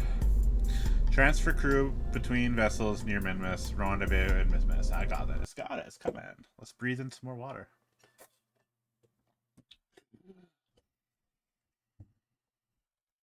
My head's cut off a bit every time I sit up. Should move my camera. Is the top of my head important to chat? No operational SAS, no pilots. Revert to vehicle assembly. We need to put the right people in here. Neither of you and Valentina.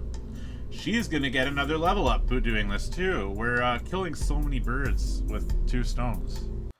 2 rocket-powered enormous stones. 2 a bunch of profitable birds. And I got my headphones sitting a lot more comfortably than I did yesterday. I don't know what I'm doing wrong. Okay, let's go.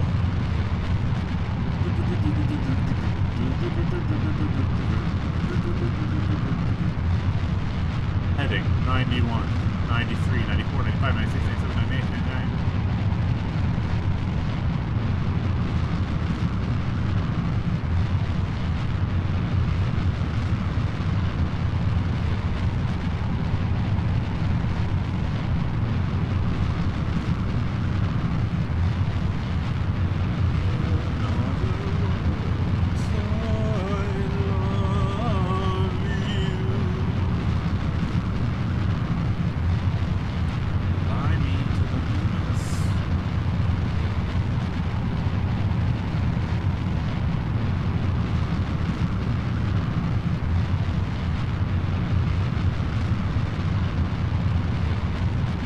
Just like that, we're through the clouds. It's like another flat texture on top of it now. So long, gay safe space center.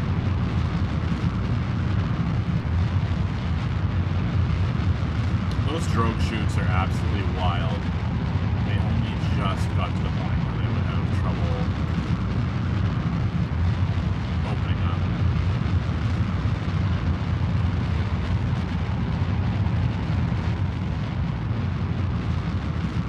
I have a feeling this rocket is a little lighter than the other one.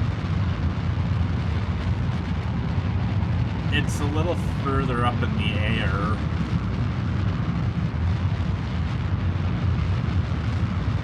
Look at us freaking go! We're so high up. I mean, we're gonna be. Our speed is such that we're gonna be very high up. Set target. Set target, min relay 1. Set target, min relay 1. 5. Okay, set to prograde. Warp up to here.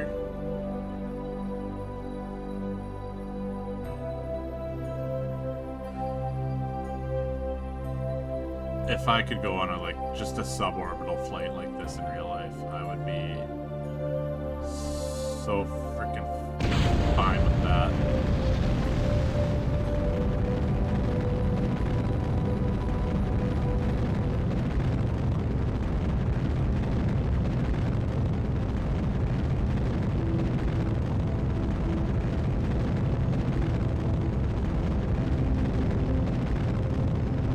As long as we can get this one into Minmus orbit, we can use the other one's control abilities to meet them up. Let's warp back to here. Really circularize this orbit as much as we can.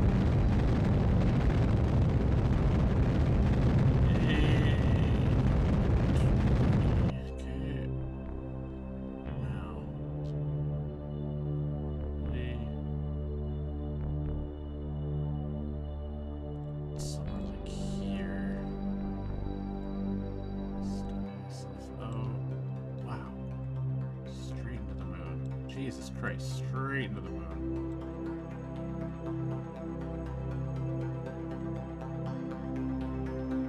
Alright, we can do that.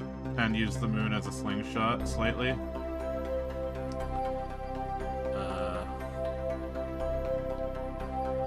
Gotta warp to our maneuver though, which will take a second here. Then we need to steer our ship to be pointed at the correct target. That's right here. Good reaction wheels in the Mark II command pod, though. I see where the space they saved on monopropellant went to. By which I mean, it turns really well in space just by using electric charge to kind of shove itself around. Reaction wheels are a type of motor that can influence the, like... It's kind of like the rumble in a controller. Rumble... You know, controllers are like reaction wheels that are just going back and forth in a sense.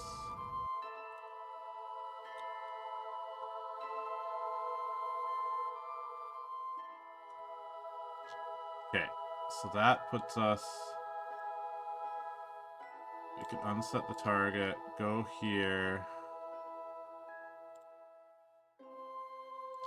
and just slow the fuck down. And that gave us a brief.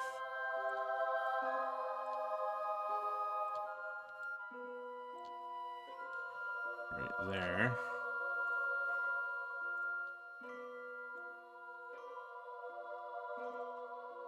I can't auto-warp in and out of the influence of another body, so I gotta go into the moon's influence and then warp out of it.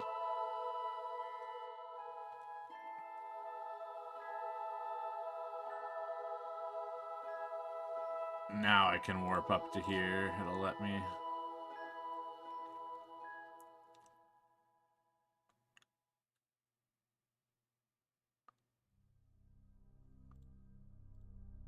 You know what? Screw the maneuver. Just warp to here.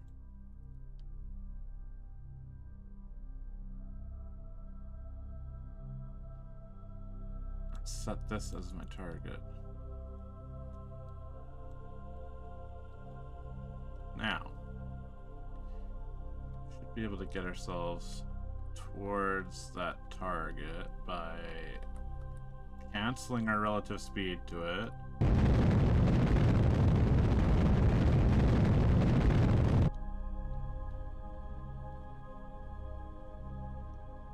And then boosting towards it. Whoa, calm down.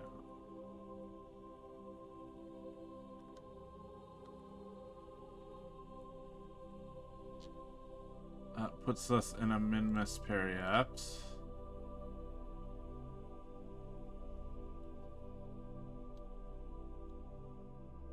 Pretty far off from the target here, but we'll get ourselves in a Minmus orbit, then worry about getting to the target a little more.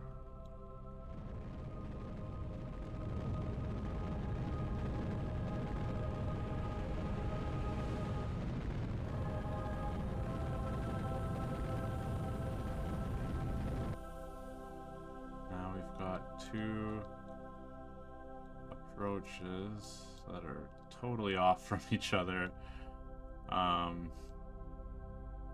Let's see, but what we can do here is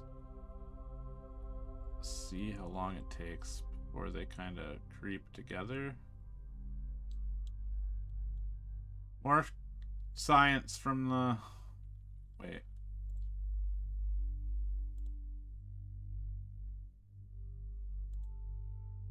Okay, no, nothing special there. What we need is to shrink our orbit so that we have a better chance of running into them here. Set up a maneuver to... That is really close.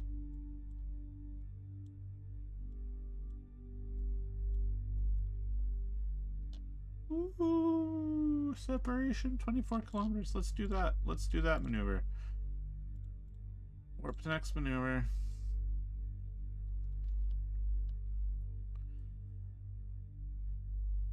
And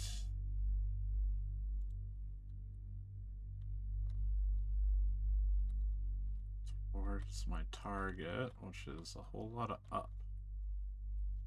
We don't need to worry about efficiency because it only needs the teensiest bit of movement. So now we go up to here again, and then we can switch to target related speed.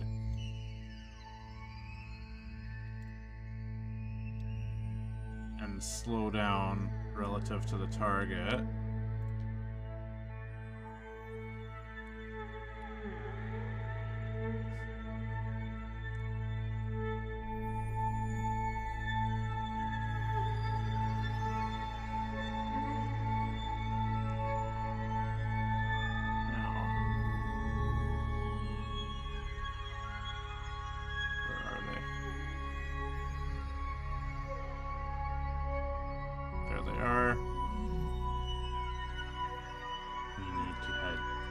Them. Oh my god.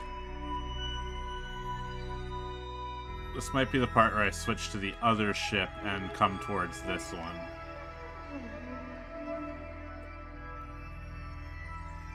I was just realizing, is this enough liquid fuel to get back to Kerbin?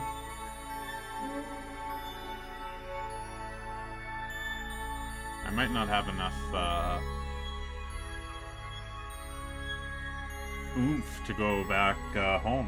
I guess we'll have to see. Should, right? Like at this height, set up where we skim through the atmosphere a couple times with our command pod.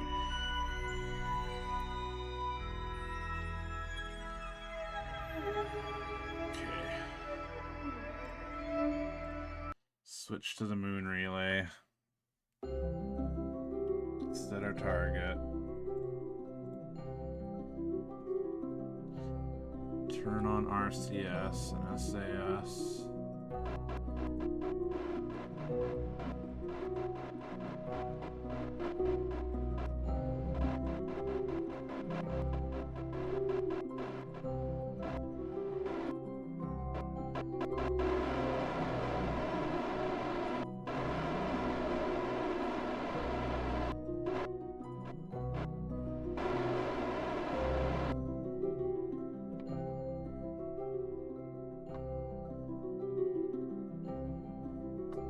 Drift closer.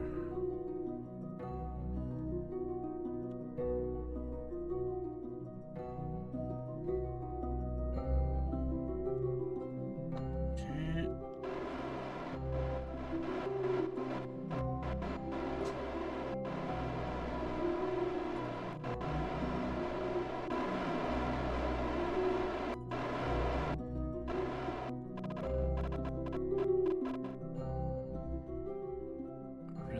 Straight at it now. Okay. Now we only need to get within.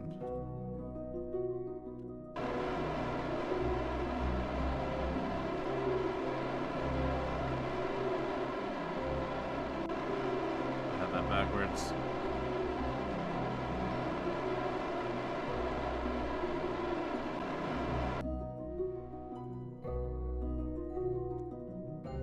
Whoa!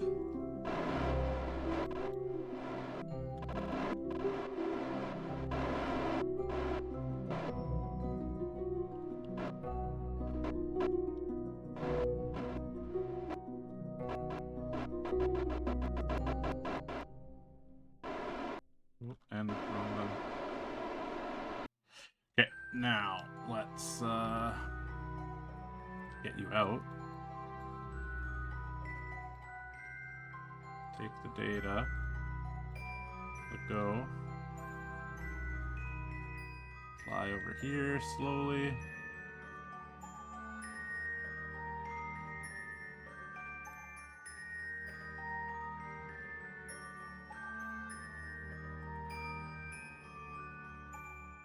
Forward. That completes our whole mission. Crew transfer, rendezvous, Minmus exploration, all very done and good. Now, how do we get back home?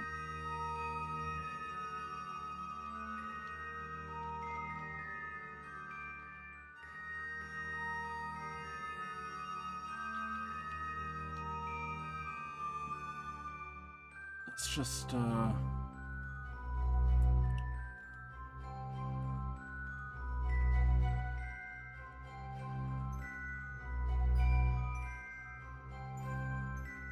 both people are aboard this vessel. Yeah, okay. Let's do a small little boost. Get ourselves out of Minmus.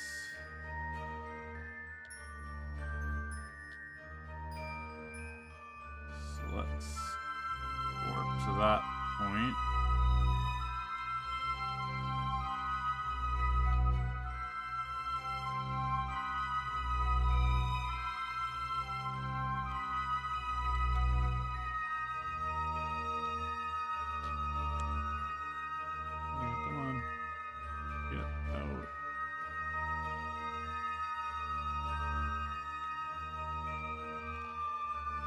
Retrograde. Let's pull that periapse down. Oh, fuck's sakes.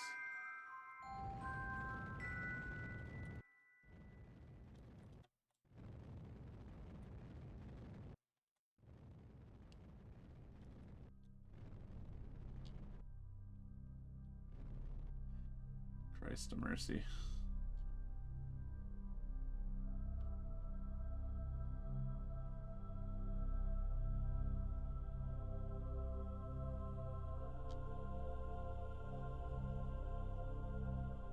Back in Minmus influence. I didn't plan this out very well.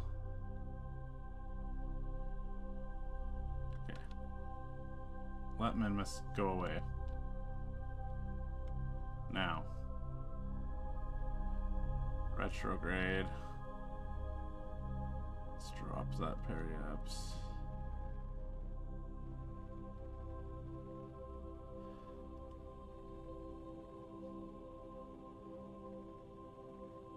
Holy fuck.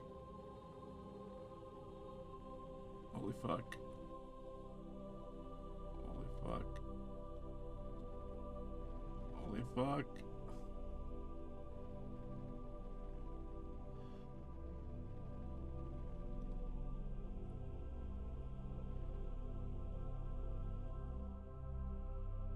Technically we did it.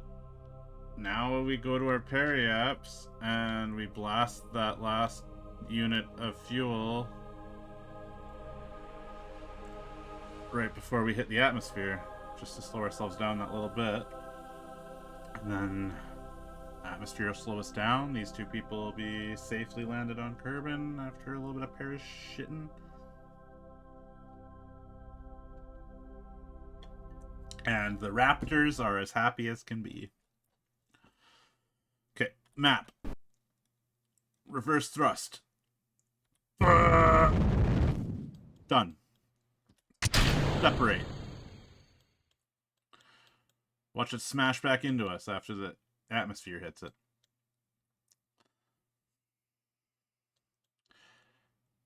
Ah!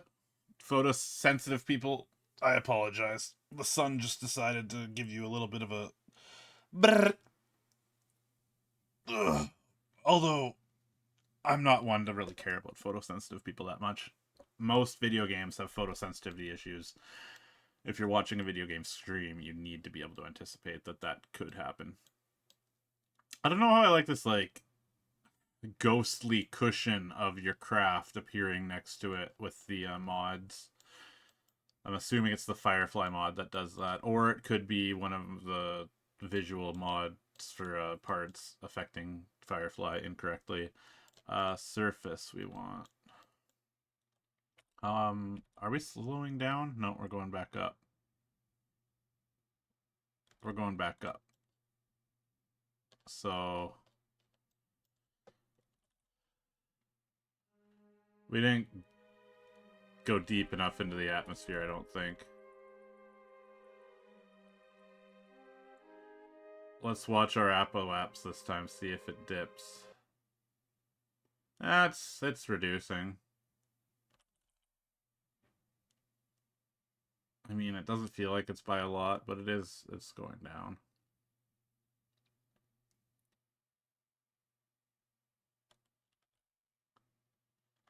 We're not overheating.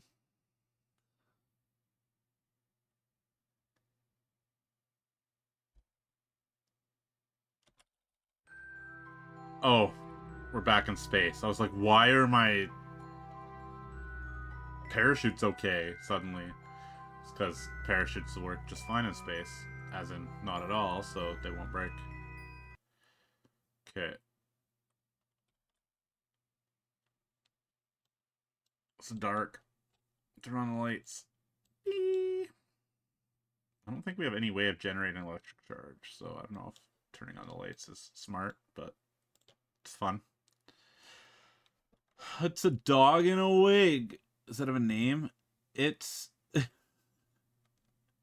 Is that really Boone wearing a wig? Holy shit.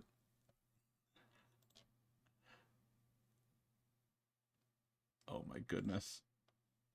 I need to use an Amazon Prime subscription on your account so I can use that.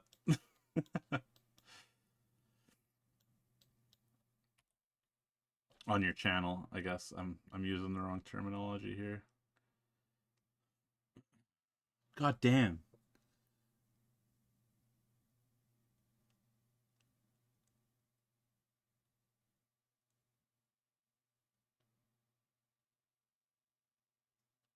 I think I like him cosplaying as Ariel the most. Ariel! It's not better to be a dog. Here on 2 feet. Here on 2 feet. Life isn't better just 'cause your nose is wetter. Take it from me. Okay, get out of the atmosphere so we can do another burst around, and then what I'm gonna do is go take a quick pee.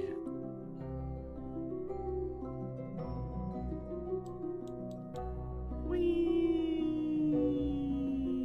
Damn, the weather, like the clouds do kind of move over the surface in a convincing way when you do it at this speed.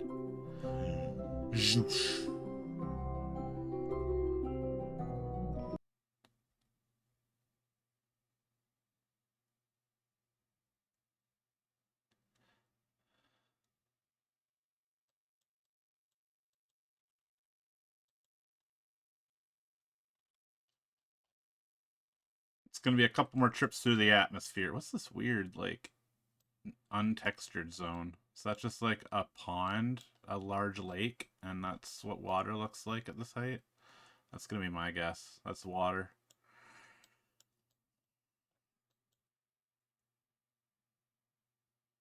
I'm gonna do one more lap around, and then I need to take a quick potty break. I'm not ready to be done yet. And I won't last another hour. Especially what with the sippies.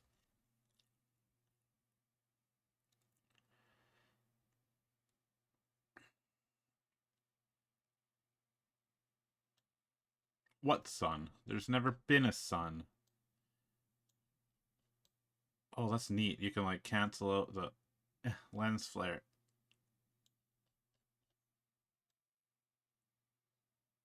To a certain point. Photosensitive people hate me. With this one simple trick. Shut up about the sun!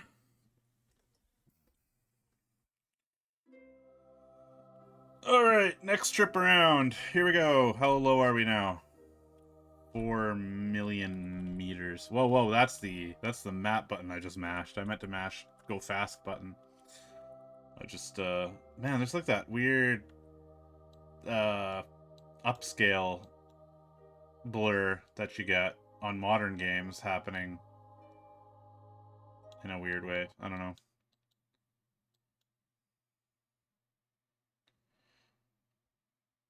Oh, he's in Veep? I didn't know that either.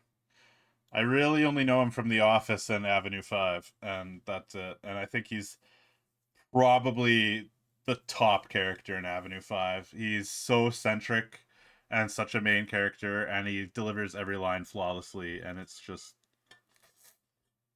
a shame that I didn't hear of the show till after it was canceled and not something you could like stream or watch. Okay, I need to go pee. I do want to sit and watch and see how much the atmosphere affects me. My wife is a bonehead. She seems to think that fixing our van is going to be like a 10-minute operation. Oh, what a brainless, silly lady. Get bear back. I'll just be a minute. Actually, I'm going to write down a. Yeah, he's a lot more dynamic in Avenue 5. He's not like playing the same guy constantly. I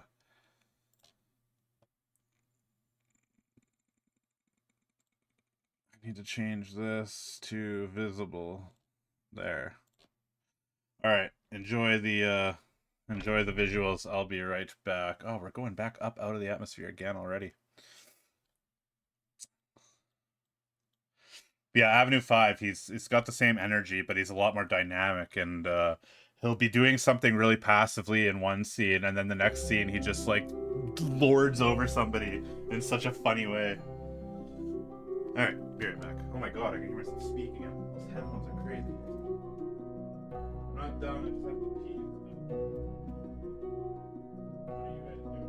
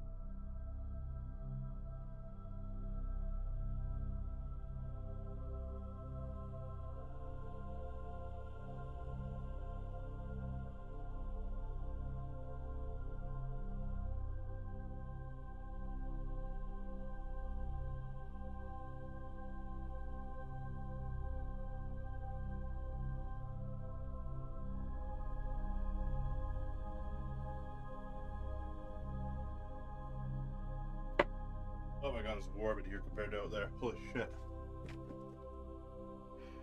Sitting in a sweaty room and having no idea. Okay.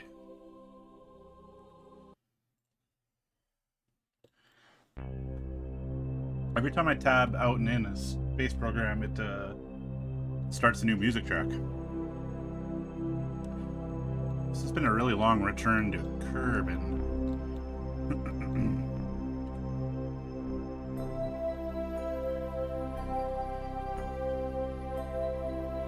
In my own time, I kind of want to try a career mod. Something where you start with probes and you're forced to do a bunch of unmanned launches before you can do anything fancy, or maybe change the space system, the solar system, to something more realistically scaled. Because I've never done the realistic scale in this game before, and I'm kind of scared, like, this feels big enough as it is, and like the moon is big and right there, right? Like it's just like hop hop.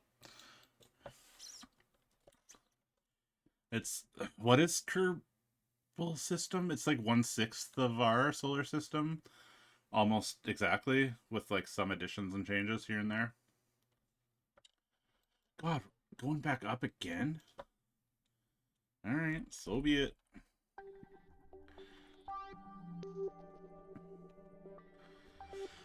If you don't understand what's happening, we're in orbit, but we're in orbit in such a way that the closest part of our orbit is in atmosphere, and we are slowing down every time we dip into the atmosphere, and air particles are hitting our ship as we go through it. So our maximum height, the point of our orbit where we're furthest out, is shrinking as our speed decreases from hitting the atmosphere like this. I really should have dipped it. That's funny. I read your mind. Yeah, no, I should have dipped. I should have used that little bit of fuel to dip a little further into the atmosphere on my first approach. Something, because up here it shows you how thick the atmosphere currently is where you are. And I'm not even getting into the bulk of the, like, really upper atmosphere. I should have gone a little lower so that our first approach was closer to getting into the middle atmosphere. Really slow things down. Oh, we gotta slow down to speed up. Game doesn't like you doing speed ups when you're in atmosphere, so it uses a different kind of speed up.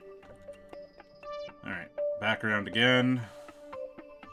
Sense of scale, all askew because of how many times we speed up and slow down. We'll just do a quick physics warp. See how much lower we got. See, this is really starting to dip. We were up at like 5.5 megameters. 5.5 million meters. And now our highest point is getting to be less than half that. I really didn't think it would take this many approaches. I guess I forgot how little atmosphere there is in that 60,000 to 70,000 meter stretch. These people are going to make it home safe, though. I mean, that's the main thing. I didn't screw up in such a way that they hit the planet at 1,000,000 miles per second and explode violently.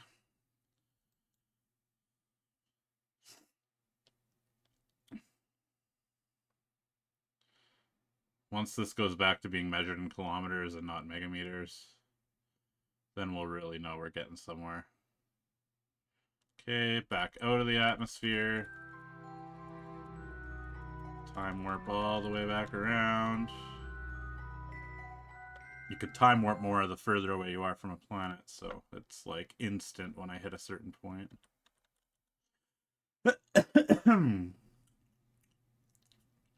Yeah, that's got to be water. Those weird, it's like a reflection in an odd way, not an untextured surface.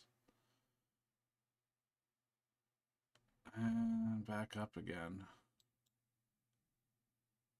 Watch we like hit the atmosphere in such a way that we like aerodynamically scoot ourselves further up, and we just end up circularizing our orbit right above the atmosphere. I don't... think that can happen in this game, but that sounds like physics that could happen for real. Skim the up. Well, I guess in real life, though, space isn't perfect. It's not a total vacuum, so you are slightly slowing down when you're in orbit, anyways. Just that tiny little bit. So you would still eventually crash down. But I wonder if you could skim off the atmosphere to turn a big oval orbit touching the atmosphere into a circular orbit just outside of it. I burfed. Excuse me. This is taking forever. This is taking forever.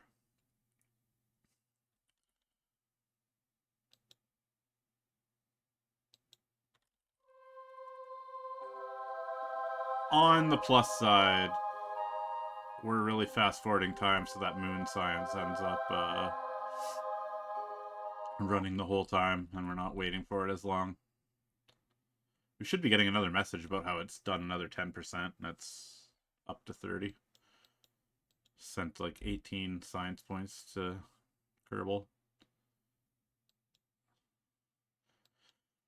Maybe it was a mod or something, but I swear in career mode, I, at one point, a long time ago, got, like maybe they patched it to be different. I got some sort of science set up on a space station or on a ground station where it was effectively generating infinite science and like at a decent rate, not just this itsy bitsy trickle that we're getting from our moon station right now. But I don't remember exactly.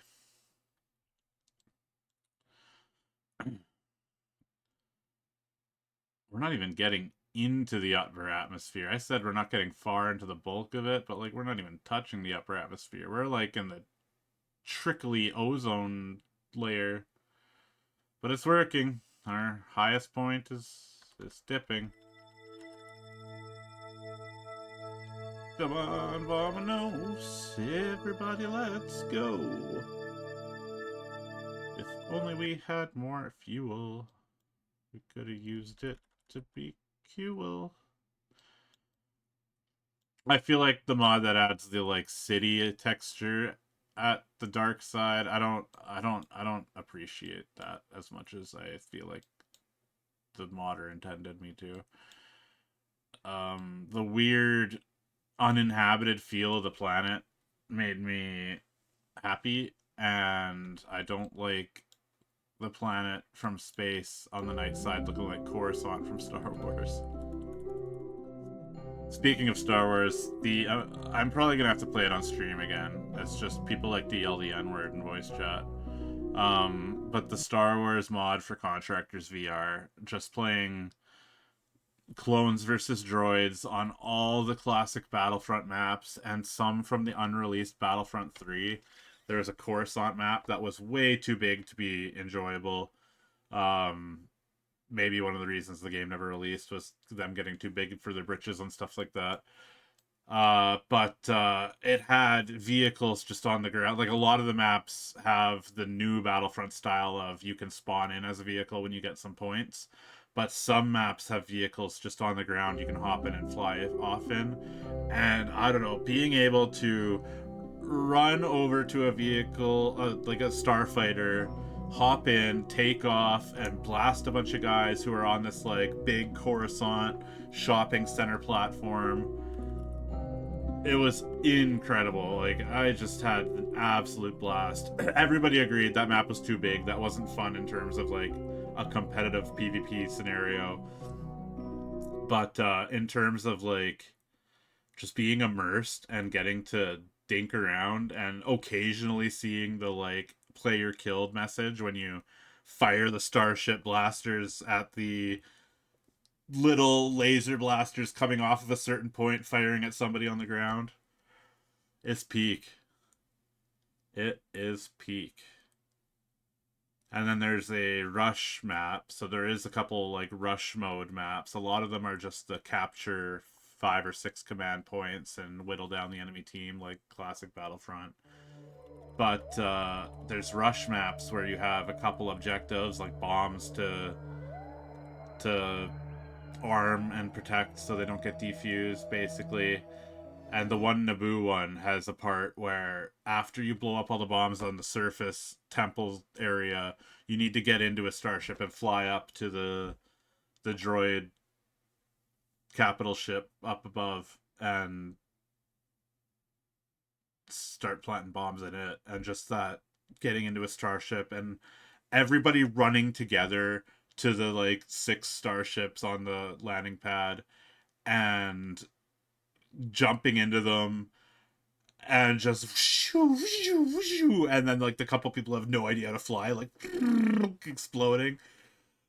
Oh my god, I can't get enough of it. I've done that map like 4 or 5 times and only been to that part of the map twice, and both times, and like the desperate rush of the last few droids on the ground to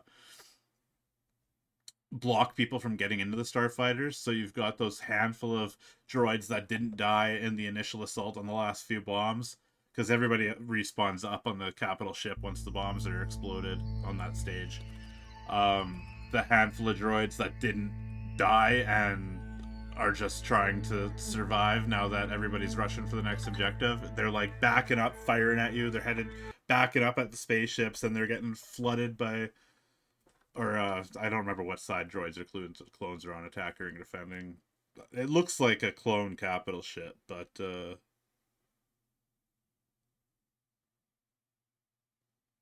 Cassie wants me to check the calendar, but guess what? I'm busy right now. I can't. I don't know what she struggles with when I say 10 to 1. It's really hard for her to understand that I can't just get up and do an errand for her between the times of 10 and 1. 10:30 and 1:30 roughly, but it usually ends up being 10 and 1. I'll probably change my schedule and switch at some point. I could easily put another hour into this today.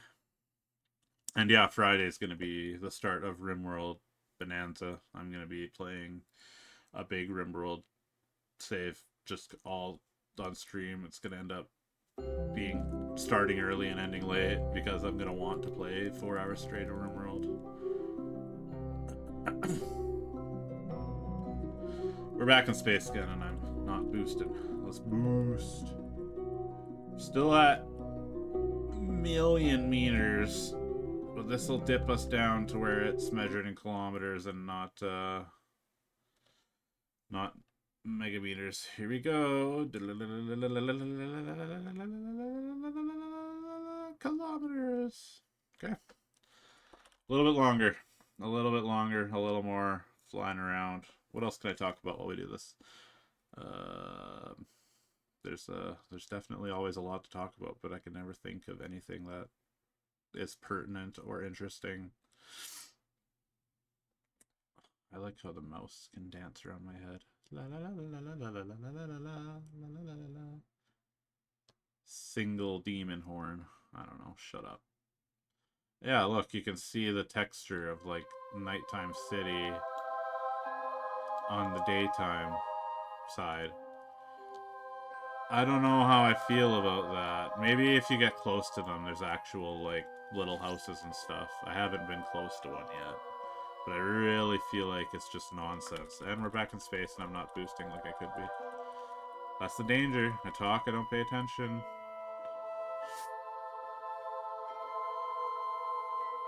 Alright. So that shaved off about 100,000 kilometers that round. Let's see if we shave off more this time, or if it's about the same every time.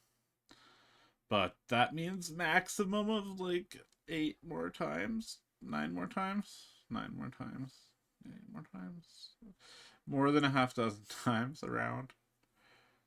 This has been a really long section. I need to put chapters on my YouTube VODs so that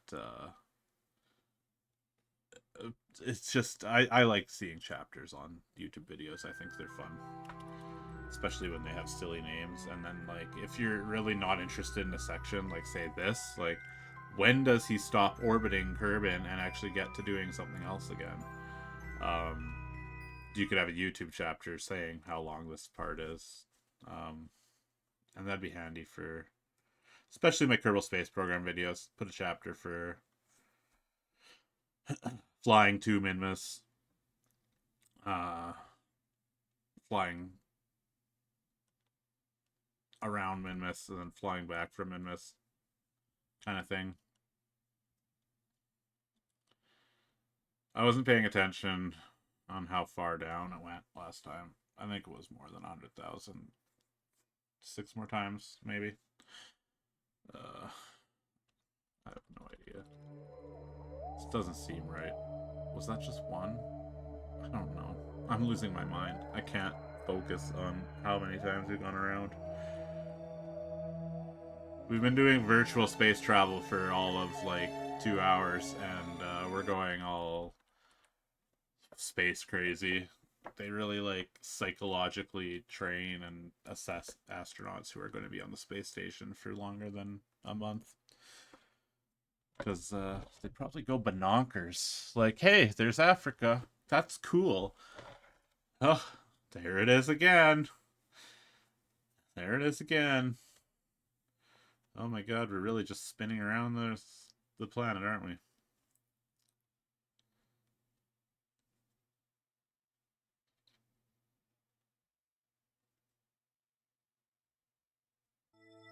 Oh, it's definitely less than 100,000.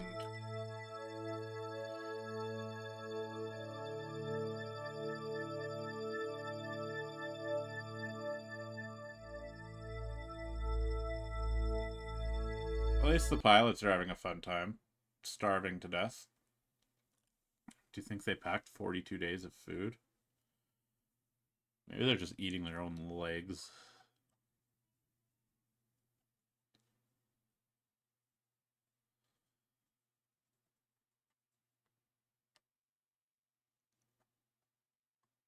The worst part about this is that we're stuck at that just above 60,000 mark. We're not going any lower on our dip into the atmosphere. This is going to be ingrained into my mind, hopefully. 50k for atmospheric dippies breaking.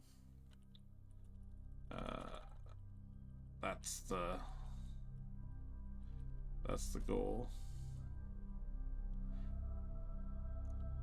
There's something really ominous about the planet encroaching on the screen like that. Especially when you can't see any of those like cities or anything. Like we must be over an ocean because there's some cities up there. Or just like super thick clouds. The flashing, I'm told, is supposed to be storms. Like, that's kind of cool. All right, we're getting there bit by bit.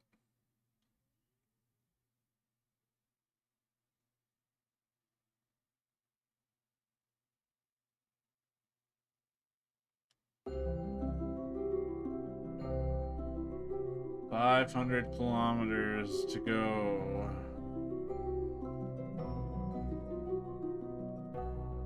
Of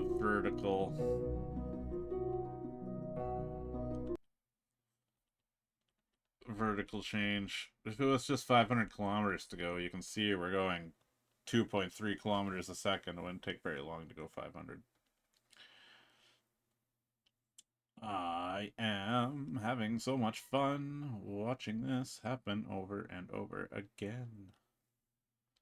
Over and over and over and over again. Yeah, we're still really... It's hard to believe there's atmosphere that high up, eh?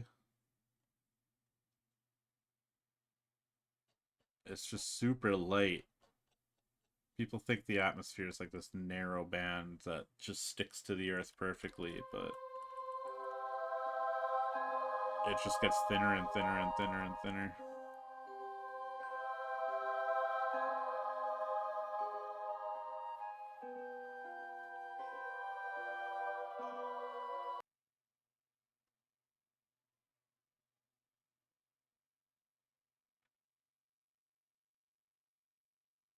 I feel like I'm having an epiphany about how like wind and stuff works. Like the rotation of the Earth compared to like air high up versus down low. different temperatures in different spots, different pressures getting generated. Oh boy.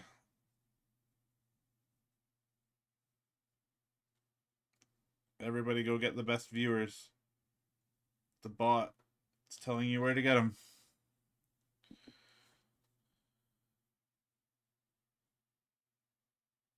It's funny.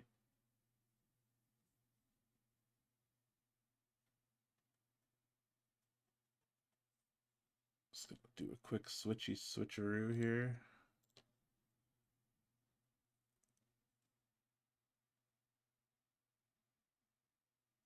Whatever. What's happening?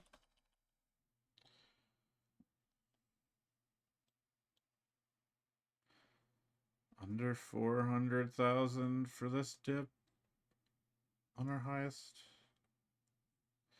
I guess our lowest point is going down just a little bit, but like not nearly as much as I would like. I must have been just under 70k at the start. My god, what a terrible re-entry this has been. Oh, thank you, music, for alerting me to my need to switch what type of physics warp we're using. Or I guess one's called time warp, one's called physics warp. I think those are what they're referred as. I know the one that only goes up to 4 times is physics warp because all the different physics are maintained and it as a result the physics get janky. Whereas time warp, if your ship's rotating and then you engage time warp, the rotation of your ship just stops. So it's one way to instantly stop rotation if you have a ship spinning out of control and not enough electricity to bring it back into control. Are we going to get under 300,000? No, probably not. Probably right around the 300,000 mark. Not no, not quite. We're going to be a little over. Few more trips around. I'm sorry, this is such a silly time.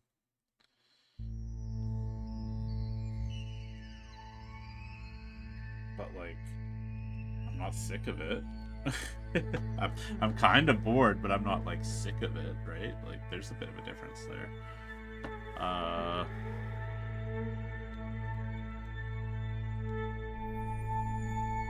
Apparently, when I went to the bathroom, my kids alerted me. My mother was already here to grab her packages that she had at my house because she gets packages delivered here. She lives out where they don't get deliveries.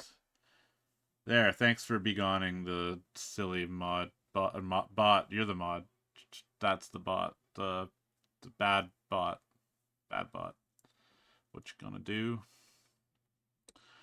Yeah, my kids alerted me that my mom came and picked up her packages while I was streaming, and I didn't even notice. I didn't even hear it. Didn't feel the door open. Usually there's like kind of a vibration because the door is like right on the other side of this wall.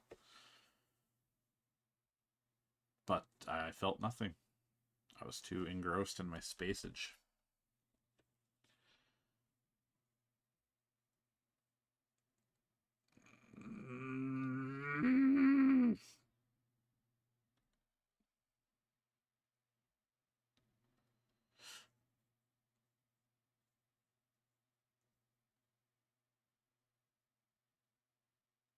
Ground control to Major Tom.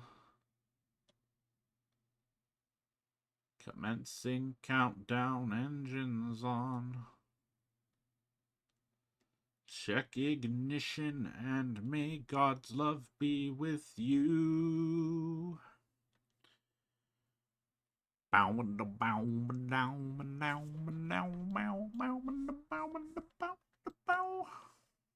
This is Major Tom, the ground control. I'm stepping through the door, and I'm floating in a most peculiar way.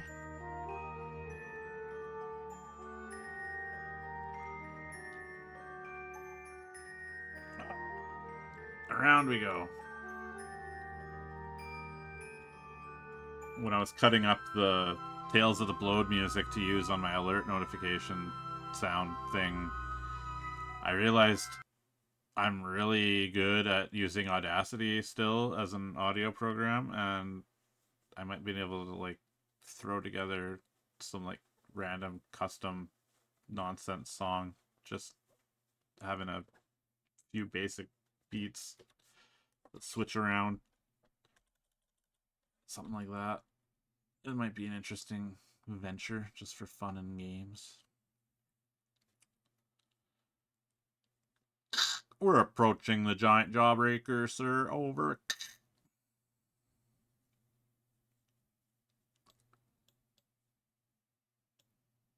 I always think of Ed, Ed, and Eddie when I think of jawbreakers. That was their whole motivation for life.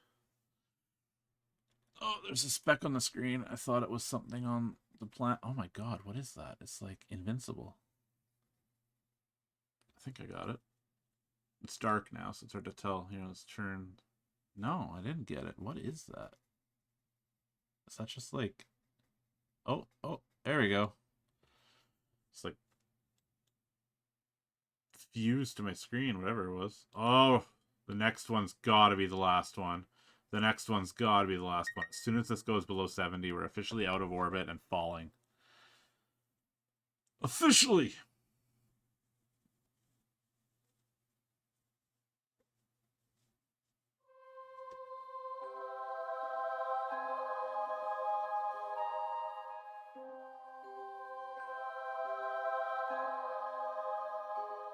Bum ba ba bum ba ba bum ba ba bum ba ba bum.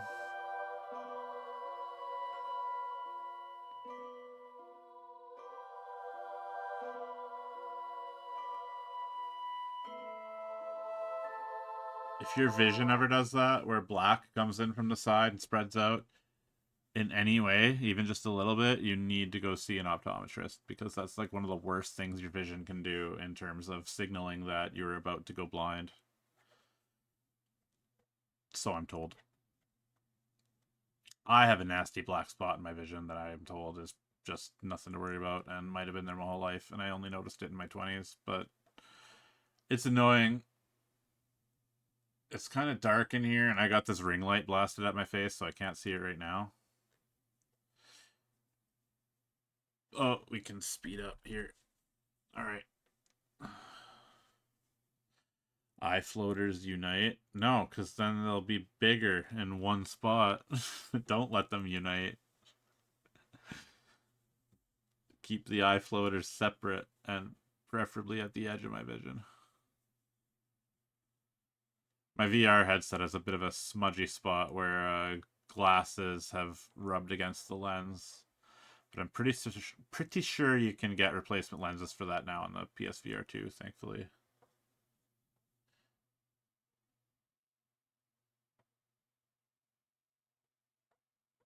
If you're getting migraines so bad that your vision is clouding on the sides, you have migraines definitely worse than me. I don't know if you could call what I had migraines, but I got migraine medication for them and it made it better. But it was definitely, a lot of it was caffeine withdrawal. I was doing a lot of drinking pop and then not drinking pop and then being like, ow, my head is killing me. Ocular migraines. Yeah, see, I've heard that term before. I've heard like, I've had headaches that have been right kind of like in my eyes, and so like in a sense. I don't recall there being any visual effect, but yeah, I don't know. Aura migraines. Man, there are people on this planet who give me hella aura migraines. They give me serious vibe migraines.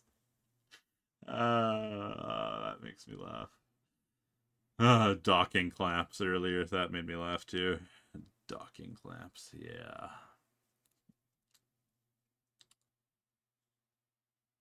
Oh my god, we're gonna skip out of the atmosphere just briefly now, is gonna be what happens.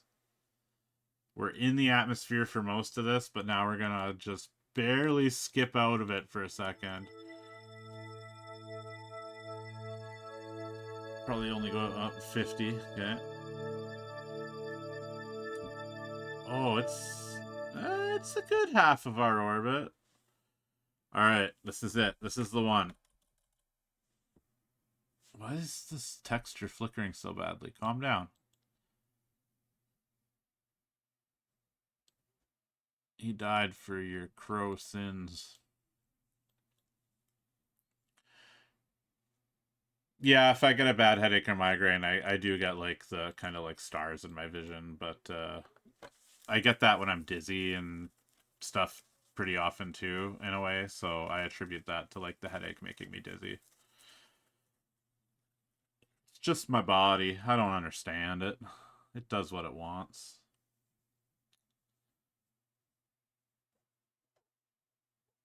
La da da da da. And here we fly around the world at 2,000 meters per second.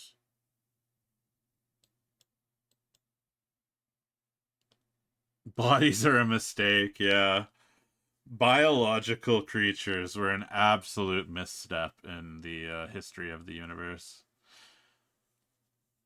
I can't remember what it was, but there was like a race of machines that weren't like built and forgotten about like most machine races are, but like they genuinely started off as like an accidental like microscopic nano machine that figured out how to like replicate and I can't remember exactly how it worked, but like it was like a natural machine being evolving from just like base elements.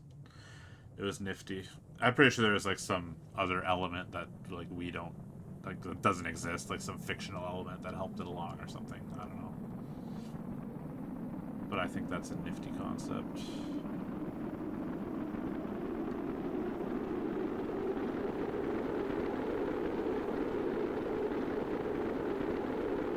I don't know why, but the corner of my eye, I see the Kerbals in the bottom right corner. Like I'm looking at the ship on my full just like 1080p monitor, and in the corner of my eye, I see the Kerbals and the like top of the like thing they're in. So those like lighter parts, it looks like Jackie Chan in that picture where he's like, "My brain is full of fuck." Every time, I keep seeing that in the corner of the screen. It's making me laugh.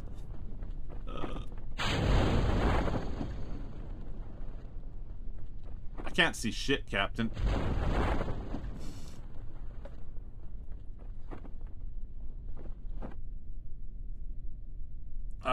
Wait. While we're falling, can we do a crew report? Lame.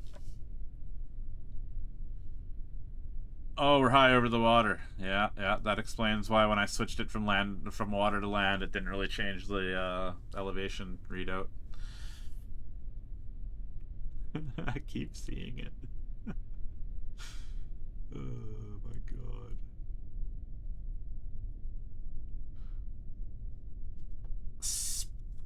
Sploosh.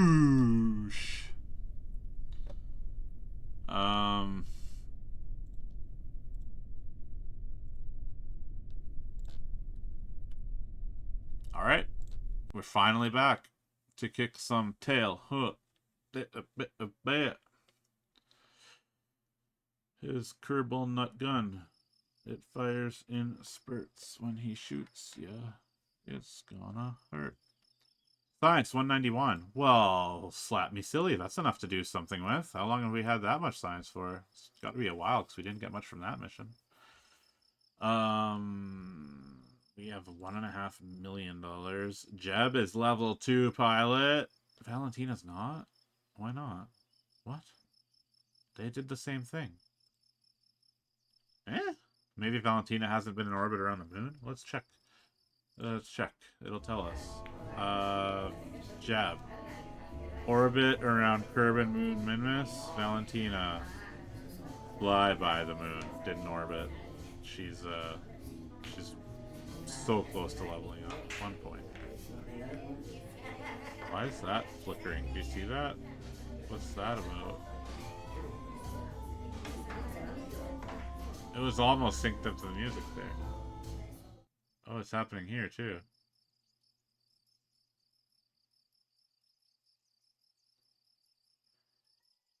It must be linked to the clock because it's like blinking like a clock and some. I don't know. That's odd. I don't know why it's doing that. We have collected 20% of the 50% moon science. The 30%'s gotta be soon. Explore Eve. Fly by Eve. It's just doing the same thing but bigger, right? Like, that's all it is.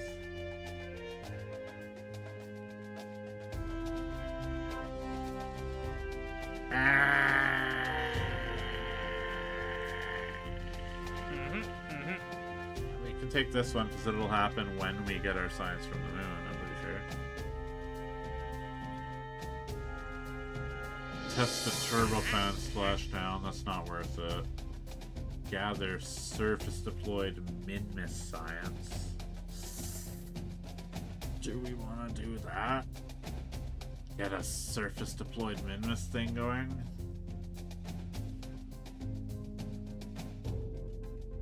Land a crew onto the surface of Minmus?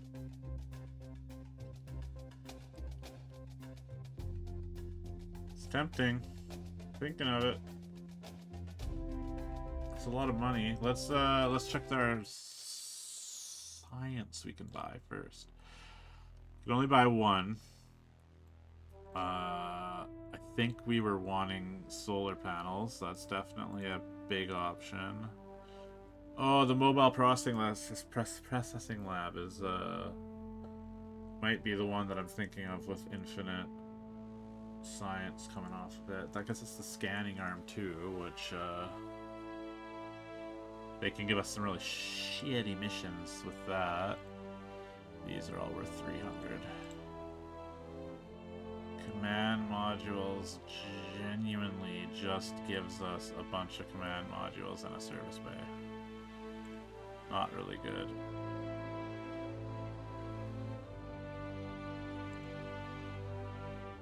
The rotors, what you need for like helicopters, big landing struts, whole bunch of helicopter blades and wings and stuff, whole bunch of plane bodies. People really make use of this stuff to get to orbit without needing to like detach pieces. They can make a fairly large plane that can take. It's got like a big cargo bay. Yeah, this one that you can like put smaller ship into, and then like I don't know. People get pretty clever with their designs. I might end up. Oh, the grabbers that you can redirect asteroids with, all the hinges and rotators that you can make like crazy machines with. Little propulsion stuff. The Separatron is one I mentioned last stream, I think, where it goes to help detach things faster and get them away from your ship. Heavier rocketry. You know what? I think we go for the science. Purchase the parts. Leave the facility. No, not good. Not. Admin building is cheap. Maybe we should finish upgrading that. Tracking station is equally cheap and better to upgrade. Let's upgrade that. Now from here we can see asteroids that are near Kerbin. There's none right now, but they'll show up.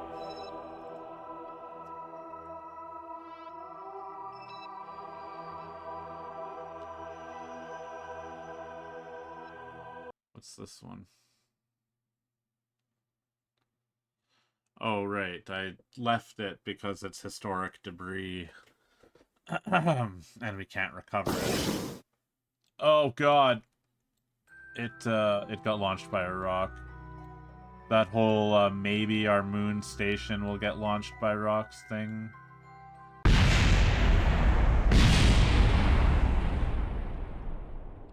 Why does it feel like... Am I... What's blocking the view of the... What is going on with my visuals here? Why is there a big black thing at the top?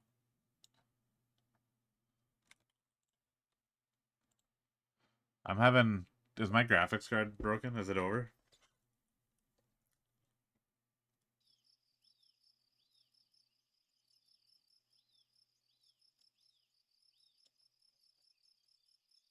Well, whatever it was, it's gone now. And we got rid of that debris by loading into it and seeing it get launched by a rock that wasn't there before we modded the game a bit. Splash down at Kerbin, recover.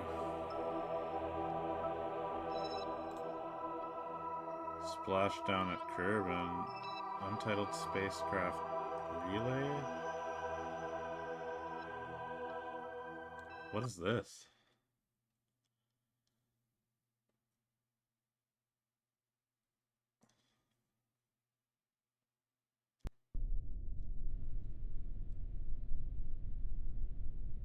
Why aren't you recovered? Did I misclick on that one at some point? Unless that's something I meant to detach from at a different time. Oh, that was my Minmus Landers one stage. It survived re-entry. Probably due to how, something's not right with my graphics right now. Something's jankety. You can see it at the top. See it? It's blinking.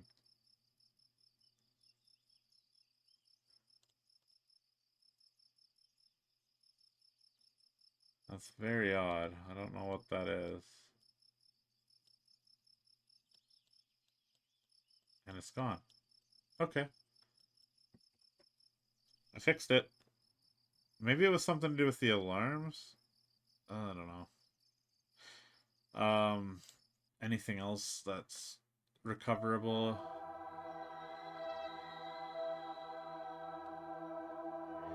Splash down at Kerbin.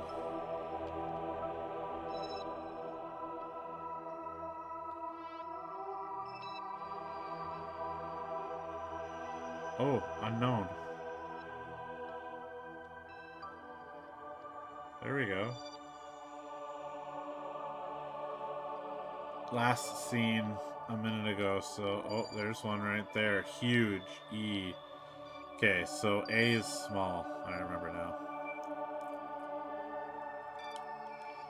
So that's like a huge asteroid. And if you, like, put a seismometer on the...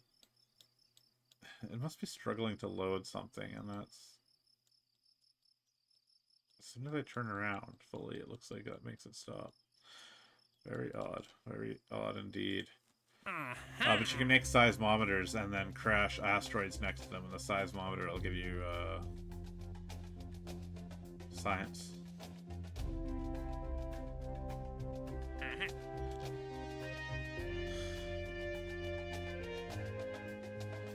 Should we try going to Eve and back with a little... Where's Eve? You can tell how often I've been to other planets in this game, because I don't even know where Eve is. So Duna... Eve is like Mercury.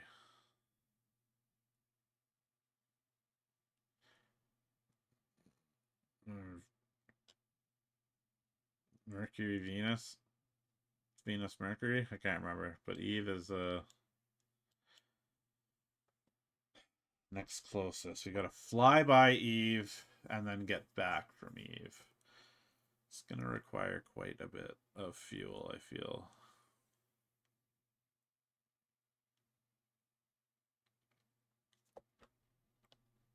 if we do just a little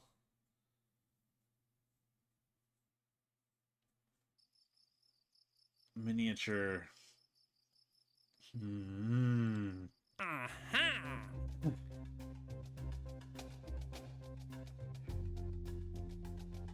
Just pass by, get some science, and come back. We're going to Eve.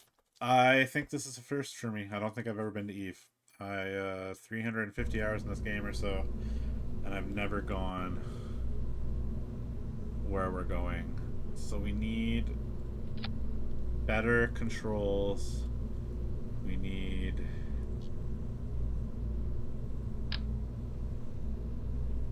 a stabilizer.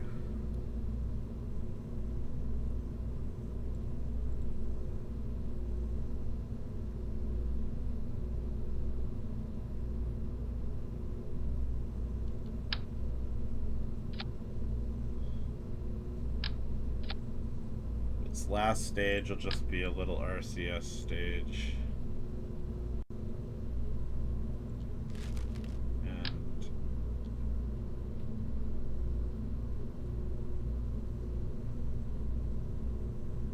that one's itty bitty tiny, holy shit.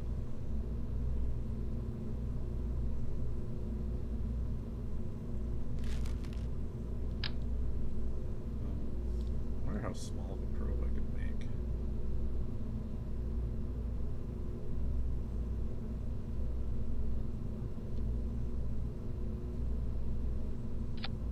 That. Now, electrical.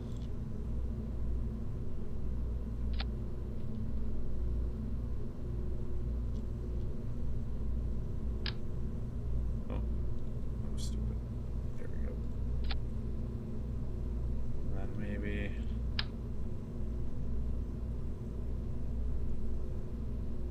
on the top and the bottom.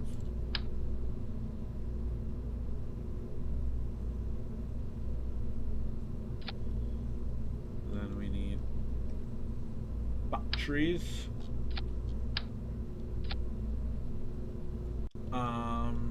We really need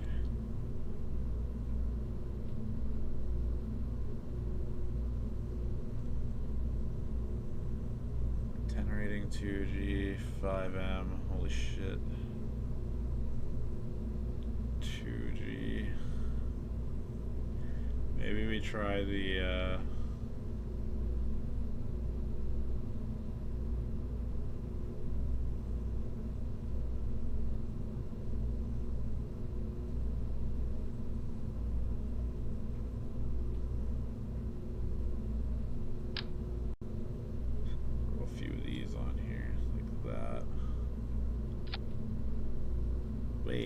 that happened. Why are there so... That's better. We have antennas, we have power, we have power generation. We need a science storage. And then we need our... not the XL.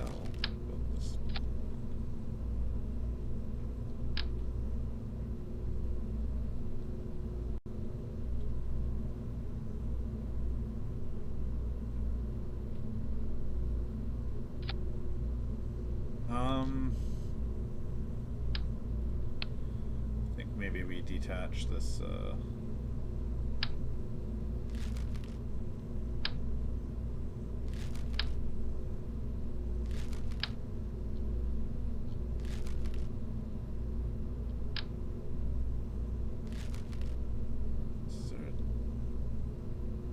whatever. Okay. So at some point we'll detach and we'll end up just dropping this thing. The drogue chutes are there because it's gonna be too light.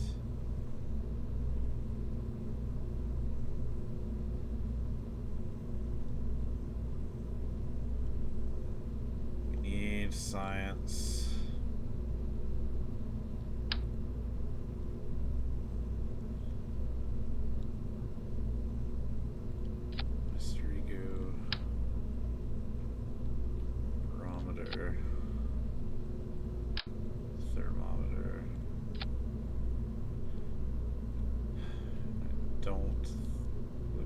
what we will do is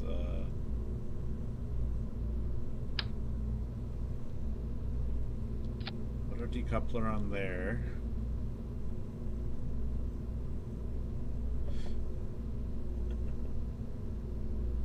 And then our payload shell, baby.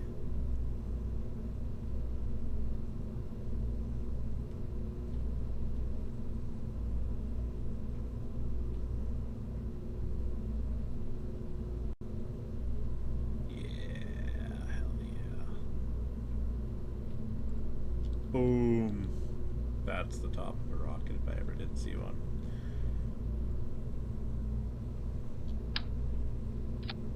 We got our big main fuel and rocket. That'll be at the top of our system here. This we go big crazy. Now here's what we do. We decouple with our normal size TD12. We throw a kickback under here, couple for Pollux onto the top.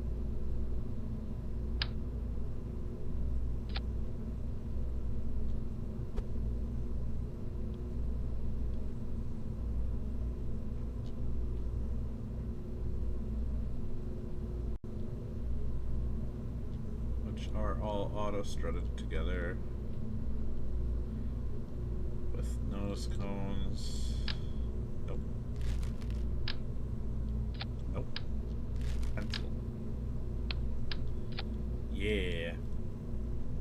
And we'll tune these down to 66. This one down to 50.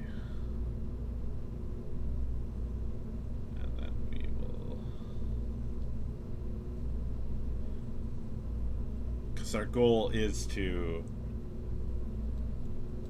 get out of Kerbin's influence, so if we just boost up really far without much regard for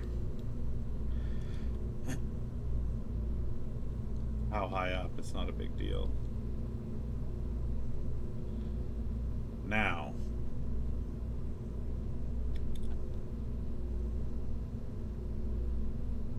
detach and activate this, detach and activate this. Bearing can activate when that engine activates. Just to get rid of some weight, if it's even just negligible. Detach that, use RCS, then detach that when we're ready to land back on Kerbin. Is that enough to get to even back? I don't know.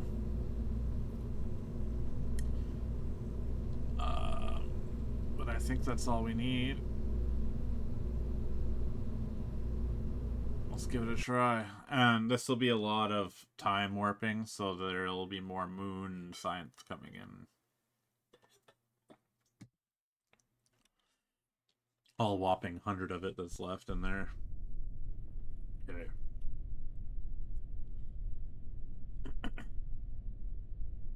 I guess up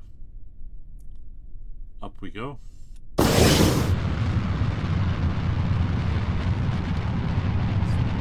it to the right just a little bit.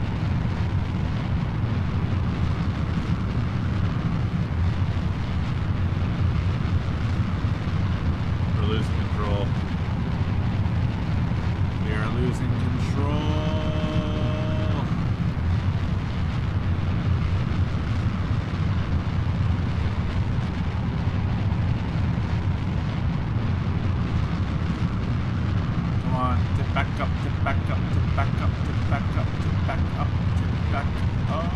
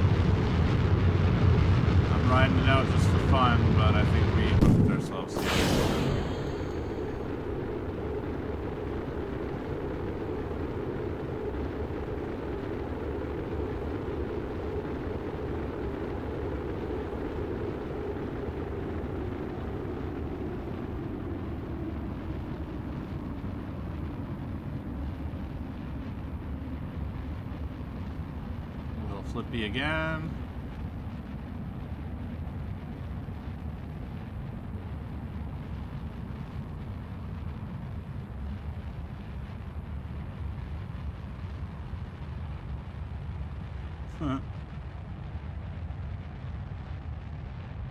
Don't boost downwards. Come on. You're undoing all our hard work.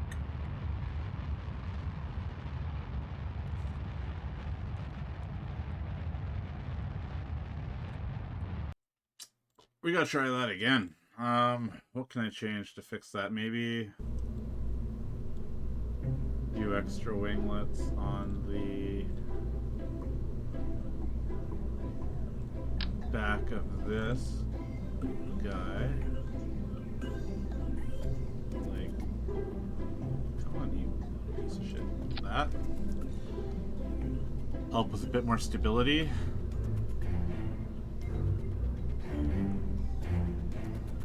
Ditch the protective shell, maybe? Move this up so that it's...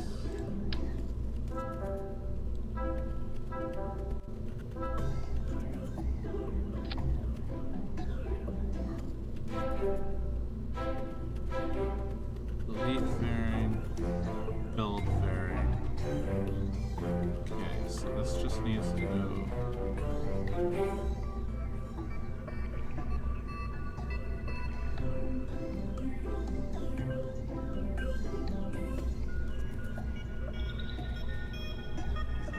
Maybe that'll be a bit better. Everything's still set up the same. Okay.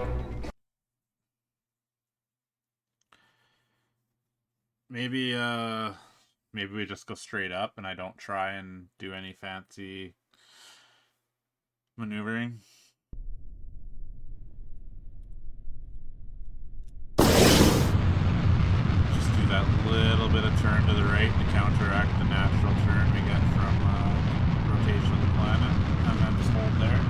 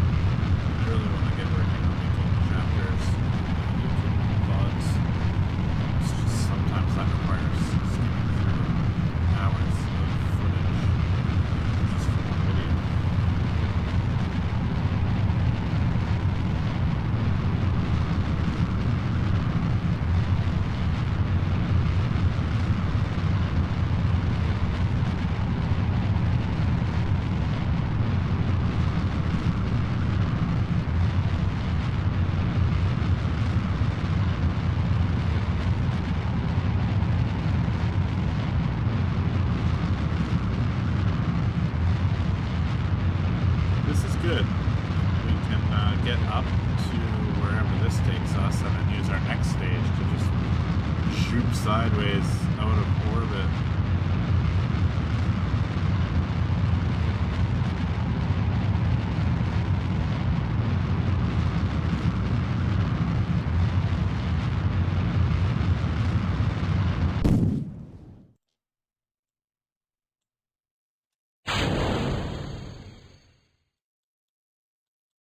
like a flower again, but really superheated, so it's glowing. Okay. Eve, set as target.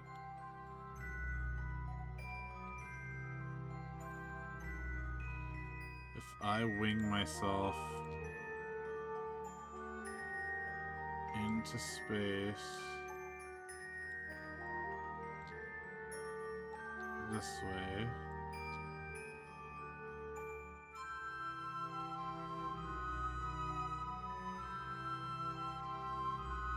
that puts us pretty far in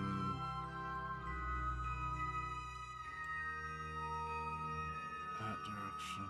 We could probably make that work though with some doing.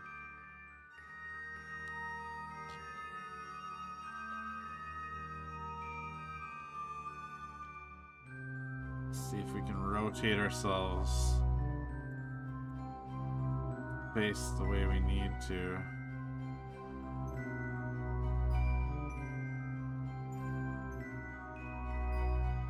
Really start going in that direction.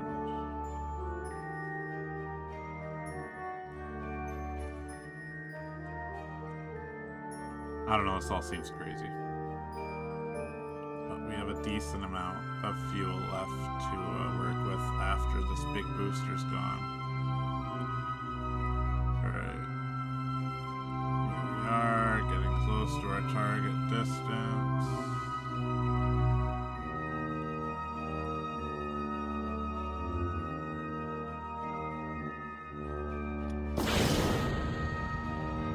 Don't crash into it, Jesus Christ.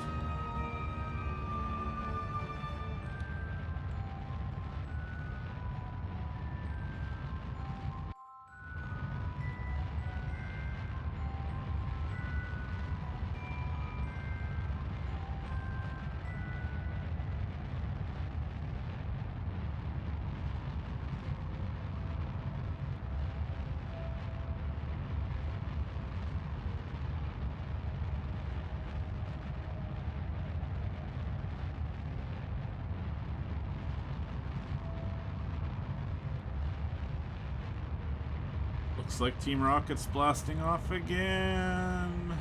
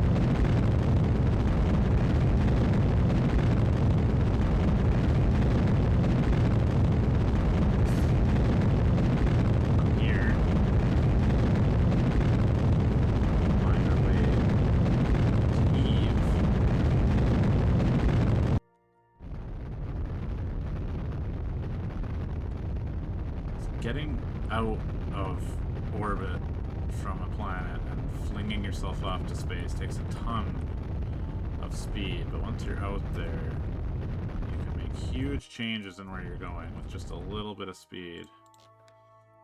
Alright, so where are we headed? Off into space.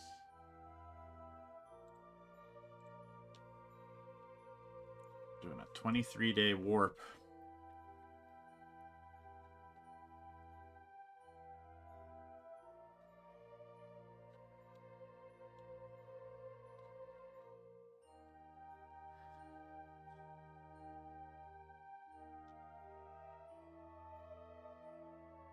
Sometimes the things are coming back, which is weird. Ooh! We don't have control, do we? Shit.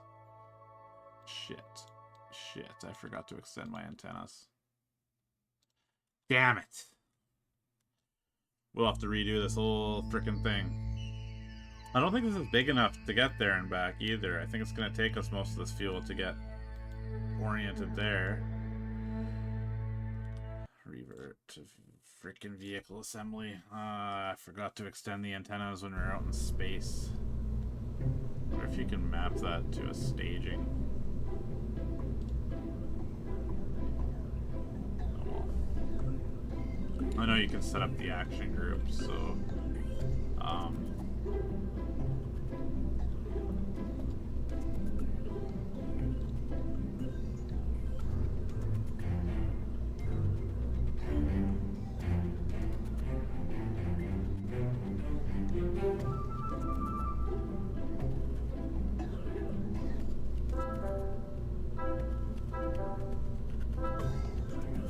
what's that every time I stage?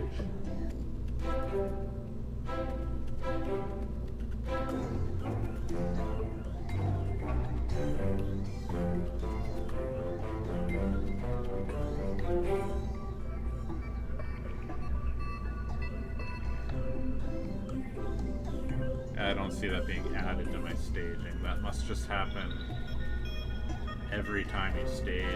It'll extend. I don't want that.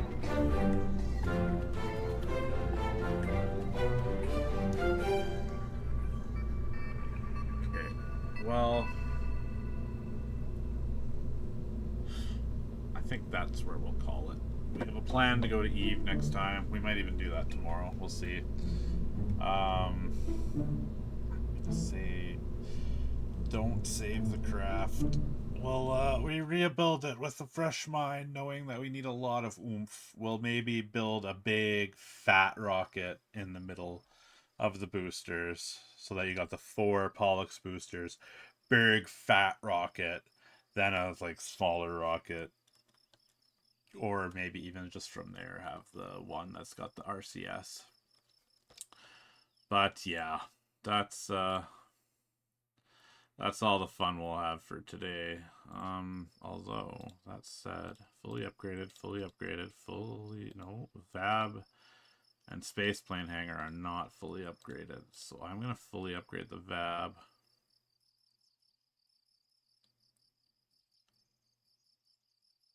Does that sound like a fun plan?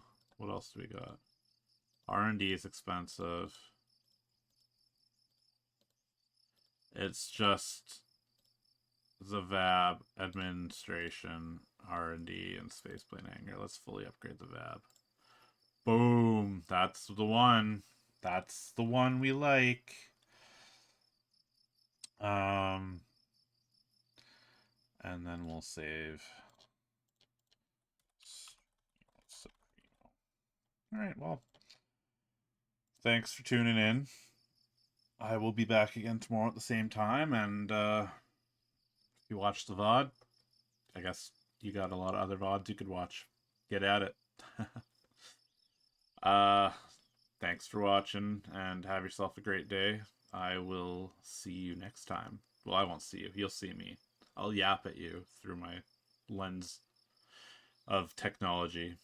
Anyways, goodbye.